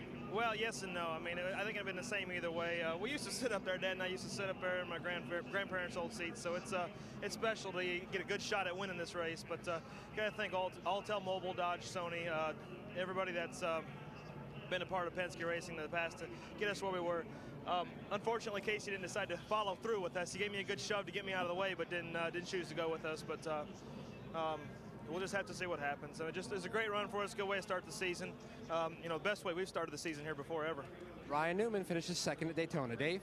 With Matt Kenseth now finishing outside the top 10, we think, based on unofficial guesstimates here. All right, let's talk about all the contact out there today. You were involved in some and were penalized. Was the rule applied correctly today, in your opinion? Well, I mean, Tony took me out intentionally. There's just no two ways about that. He was mad because earlier in the race when I passed him, he got loose, which I didn't think I did anything wrong. I thought I left him plenty of room. Same way he raced. I actually learned that from him racing here close to people. So, you know, he wrecked me intentionally, got put to the end of the longest line, which I didn't think is too big a penalty in a drafting track. So, that's just the way it is. I mean, Mike Helton, I thought, did a great job this week explaining at the drivers' meeting. You know, it was about aggressive driving, not necessarily bump drafting, and just really disappointed. You know, Tony went on and said all that stuff earlier in the week, and then, you know, if he's worried about people's lives and everything, and then he's going to wreck you on purpose at 190, I wasn't too happy with that, but. We'll just go on and try to do a good job next week and be happy where we finished and go into California and start over. Teammate Mark Martin is leaning in here. Mark, did you have anything to add, Mark? Or Mark, did you have anything to add to what he was saying as far as the rule applied today? No. Okay. It sounds like it was a rough day out there, Marty. Well, Dave, Tony Stewart rallied for an 8th place finish. Matt said he felt like your contact was very much intentional. What's your take on that? Yeah, Matt always thinks that. I mean, I guess Matt didn't think anything when he got me sideways over in 2 either. So, you know, he should have thought about that first. I mean, he got back what he started in the first place. So, and I got penalized for it. I mean, they didn't penalize him when he turned me sideways over there. So, you know, he should have been smart enough to know not to be tucking down on guys' doors in the first 20 laps of a 200-lap race at Daytona. So, I mean, he has no room to complain. He started the whole thing, and I finished it. How were you able to come back through the field, though, and with basically a damaged race car and finish 8th today? Yeah, just a good pit crew. I mean, they did a great job in the pits, did a great job fixing it, and you know, we just kept digging and trying to find the right holes. So you know, we got ourselves in a position there at the end. We couldn't race for the win, but you know, to get a top 5 out, that's pretty awesome. Strong rally for Tony Stewart. Matt? Unofficially third. You had a Rolex from winning the Rolex 24 2 weeks ago. You almost got the 500. A lot of deal making near the end there, Case. Yeah, it's so hard at the end. I mean, you know, I kind of waved at Newman, you know, saying, hey, I'm going to go with you. But then, you know, when he pulled out, the 38 had a big run on me, and I had to stay at the bottom or else I was going to get freight train. So it's tough in these places. You just got to take what works best for you there at the end. But couldn't be happier. Congratulations to Jimmy Johnson, great friend of mine. And I couldn't be happier to be a part of the Texaco Haviland team this year. It's been a lot of fun so far. Everywhere we go and everything we do it's getting better and better all the time. So I'm looking forward to next race. What a way to start out the season for Casey Mears, unofficially third. Dave? And Matt Dale Earnhardt Jr. has looked over the scoring pylon there and decided that you are officially where? 6th place. Okay, he bets it's going to be 6th place. But overall today, you ran strong and ran hard in that 8 car. Yeah, we fought a push the whole time we've been down here, and even on that last lap when I went to the outside of the 38, got a real big push center off of 2 and had to back up and ruined Casey Kane's run that he had, and we were just kind of stuck. And then I don't know what happened on the front straightaway. We passed a bunch of them back days, beating on each other or something. But I'm so proud of my team. They give me a good car. DEI, we come down here and ran great. That's all I wanted to do, and I'm real proud of everybody back at the shop and all my guys down here that have been working on this car for the last week. It's been a long week, so we're real happy to be able to come out of here. A lot of guys weren't so fortunate, so we're happy with the top 10. And surely there'll be better finishes for Junior here at Daytona in the future. Alan? In victory lane at Daytona with the Daytona 500 winner.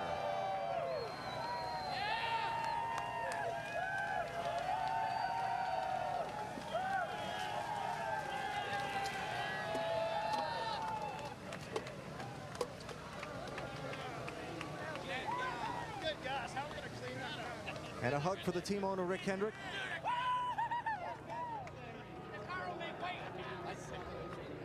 And a victory kiss from his wife, Chandra. There's more confetti than we need in victory lane. A little overload, huh? Jimmy, you have won the Daytona 500. Can you tell me what that means to you? Say that a few more times. It hasn't even set in. I am so proud of this race team. Obviously, it's been a tough week for us. I wish Chad Knaus was here. I know he's kicking his TV set in right now. It's so bummed out, but his hard work got this team to where it is. Thank you. These guys up here that are getting rowdy, great pit stops, great race car. Everyone stepped up when we needed to. I have to thank Lowe's, all their employee owners, Hendrick Motorsports for the great race car. My teammates, I can't believe this. Tomorrow morning it'll finally soak in, I bet. You didn't lead for a long time in this race. Were you wondering if you could get the lead? Yeah, I could. I just, you know, I've been aggressive before. I've made some mistakes. I've caused wrecks. A lot of different things have happened, and tonight I just wanted to sit and ride and take care of things. And, you know, after all the trouble this team's been through and all the criticism, I'm going to dedicate this one to all the haters of the 48 team because we won, and we're in victory lane at Daytona for the Daytona 500. Earlier in the week, when the problems came down that forced your crew chief to leave, did you really believe your chance to win the 500 was hurt, or did you really believe this team had enough strength to be here where you are now? I did. Deep down inside my heart, I believed that this team could still win it. There's no doubt not having Chad here was going to be a huge handicap for this race team, but everybody stepped up and overcame it. Darian Grubb stepped in, filled in as crew chief. First time as crew chief for the Cup level, wins his first race. Everybody stepped up, so I'm just so proud of this Lowe's team. The last couple of laps, the green-white checker, Ryan Newman behind you trying to get a run on you. Tell me what was going through your mind, what you were doing on the track. I knew that I needed to get a good clean start. I got up through the gears and got going, and this Monte Carlo was on rails after that, and I knew Ryan was going to try to get a run on me, and when he went to the top, I stayed committed to the bottom, and one of my, not high school friends, but one of my friends through the off-road ranks, Casey Mears, was behind me, and I knew at that point I was in good shape, so here we are. Daytona 500 winner, Jimmie Johnson. Want me to say it again? Yeah, say it some more, please. We won the Daytona 500!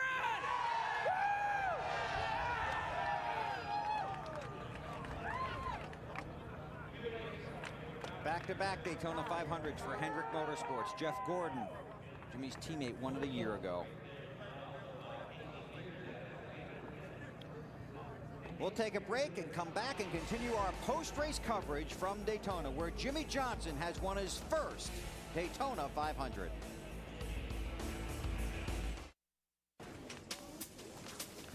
Try Dana's office. Can you? Sorry. Tonight on NBC, big night of Olympic action. American speed skater Jennifer Rodriguez goes for the gold in the women's 1,000 meter. And Todd Hayes makes a drive for gold in the two-man bobsled. That's 7 Eastern and Pacific. Tonight, right here on NBC. Our post-race coverage of the Daytona 500 continues with Marty Snyder. Well, Bill, with a handful of laps left, Brian Vickers was the man everybody was trying to catch and beat, and then you lost the lead. How did that all shake down the last few laps, Brian? Well, we went up there and earned it a couple times, and then that last time Lance made a good call. We didn't take tires. We got fuel only, which got us out front and got us out of the mess, kept us out of that wreck. But there at the end, it was just so hard to keep it on the bottom. It got a little loose, and I slipped the track. Ryan got under us, and it cost us maybe a second or a shot at the win. But I'm very happy for Jimmy, and then I couldn't imagine a better teammate winning and a better friend. I'm real happy for him. The guys did a good job all day in the pits, Jim AC crew, and it's a good start for the season. And guess where Brian's going now? He's going to victory lane to congratulate his friend. Dave? And Kyle Busch, this morning I talked to your crew chief, Alan Gustafson, and he said, you know, I'd like Kyle to be calm for a long time on the racetrack there. And it seemed like today you tried hard to race clean.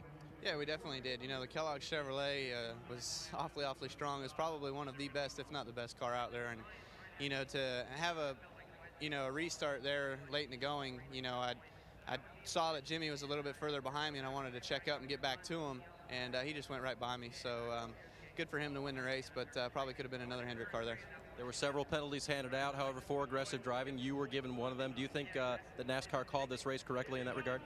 I couldn't tell you as far as all the other penalties go, except my own. You know, I got a little nudge from behind and, you know, a little loose off the turn 2, and Tony got under me, and I tried to block him back down, but wasn't successful at that. And then, you know, moved back up because I knew he was alongside of me, and he beat the side off my race car all the way down the back straightaway, and then I think he got finally turned back onto the apron. So I kind of didn't understand how I was in the wrongdoing there, but you know, we'll just go on with NASCAR's judgment, go to California, and wear their butt out there. I'm really glad to get out of Daytona. This place is, I hate this place.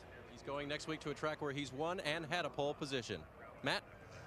Dave, a lot goes on inside the race car and outside the race car. Under caution, you saw a lot on the Jumbotron, didn't you? Yeah, I mean, you're always good. I mean, they got awesome Jumbotrons here at Daytona, so under caution, I was watching to see who wrecked who or who did what, and kind of keep that in my mind. They show cool passes every once in a while, so I try to watch that and how many laps are left. And so I had fun today, not only in the car, but out of the car. It was a crazy finish. It was a crazy finish. I know we had certain kind of rules, but those last 20 laps, you can throw them out the window. There's a lot of bump drafting and stuff going on, but I'm so proud of my M&M's guys. Tommy made some awesome calls to get us from the back to the front. Great pit stops. So proud of my M&M's guys. The highest finish in Ford Fusion.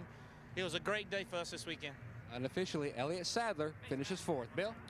Thanks, Matt. The sweetest celebration in motorsports. Victory lane at the Daytona 500. We talked about it at the very top. For Jimmy Johnson, the finish line here is just the start of a whole new race. One for the Nextel Cup Championship.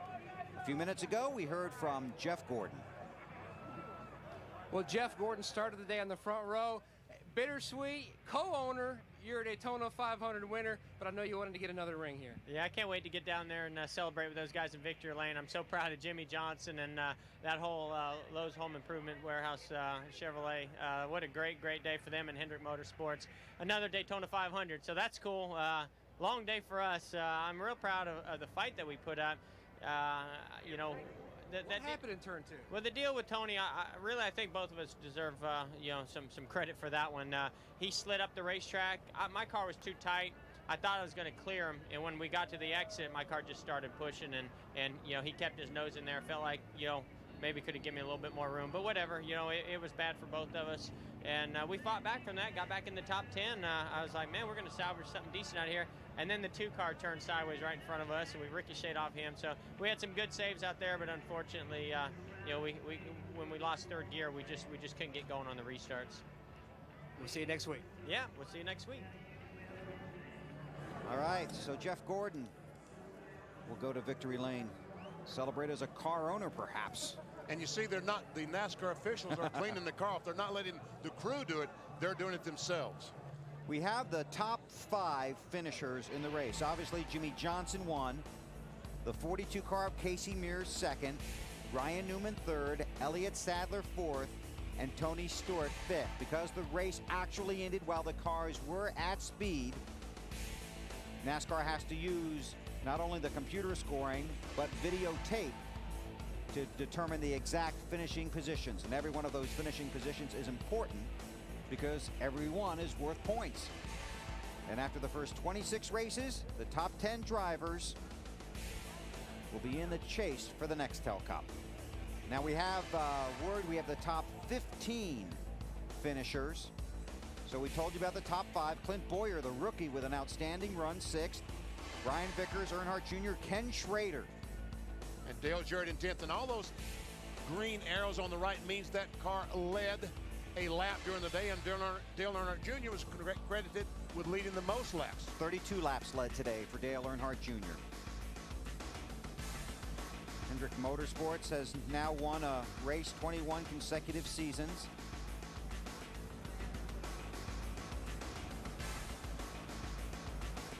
That was Dale Jarrett and Jeff Green asking when they were leaving for California, I think is what that was.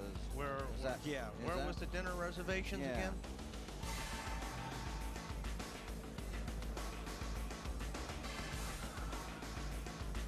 You know, it takes a lot of folks to win a Daytona 500. Look at all those Lowe's guys in victory lane. We stopped at Jarrett, then it was Casey Kane, Mark Martin, 11th and 12th. That Robbie Gordon? Robbie Gordon got 12th. Then Kevin Harvick and Matt Kenseth. Then it was Martin Truex Jr. Then Terry Labonte. Then Michael Waltrip. That's as much as we know right now. NASCAR continues to work on it. You can find out the final results at NASCAR.com. Now, coming up next, except on the West Coast, it's your local news. And don't forget, tonight at 7 Eastern and Pacific, a big night of Olympic action as NBC's coverage of the Winter Olympics continues. It has been a blast being here for Speed Weeks. We will see you in Joliet from Chicagoland Speedway in July. And then we will take you all the way to Homestead and the chase for the Nextel Cup Championship. Jimmy Johnson is the Daytona 500 winner, a moment he'll remember forever.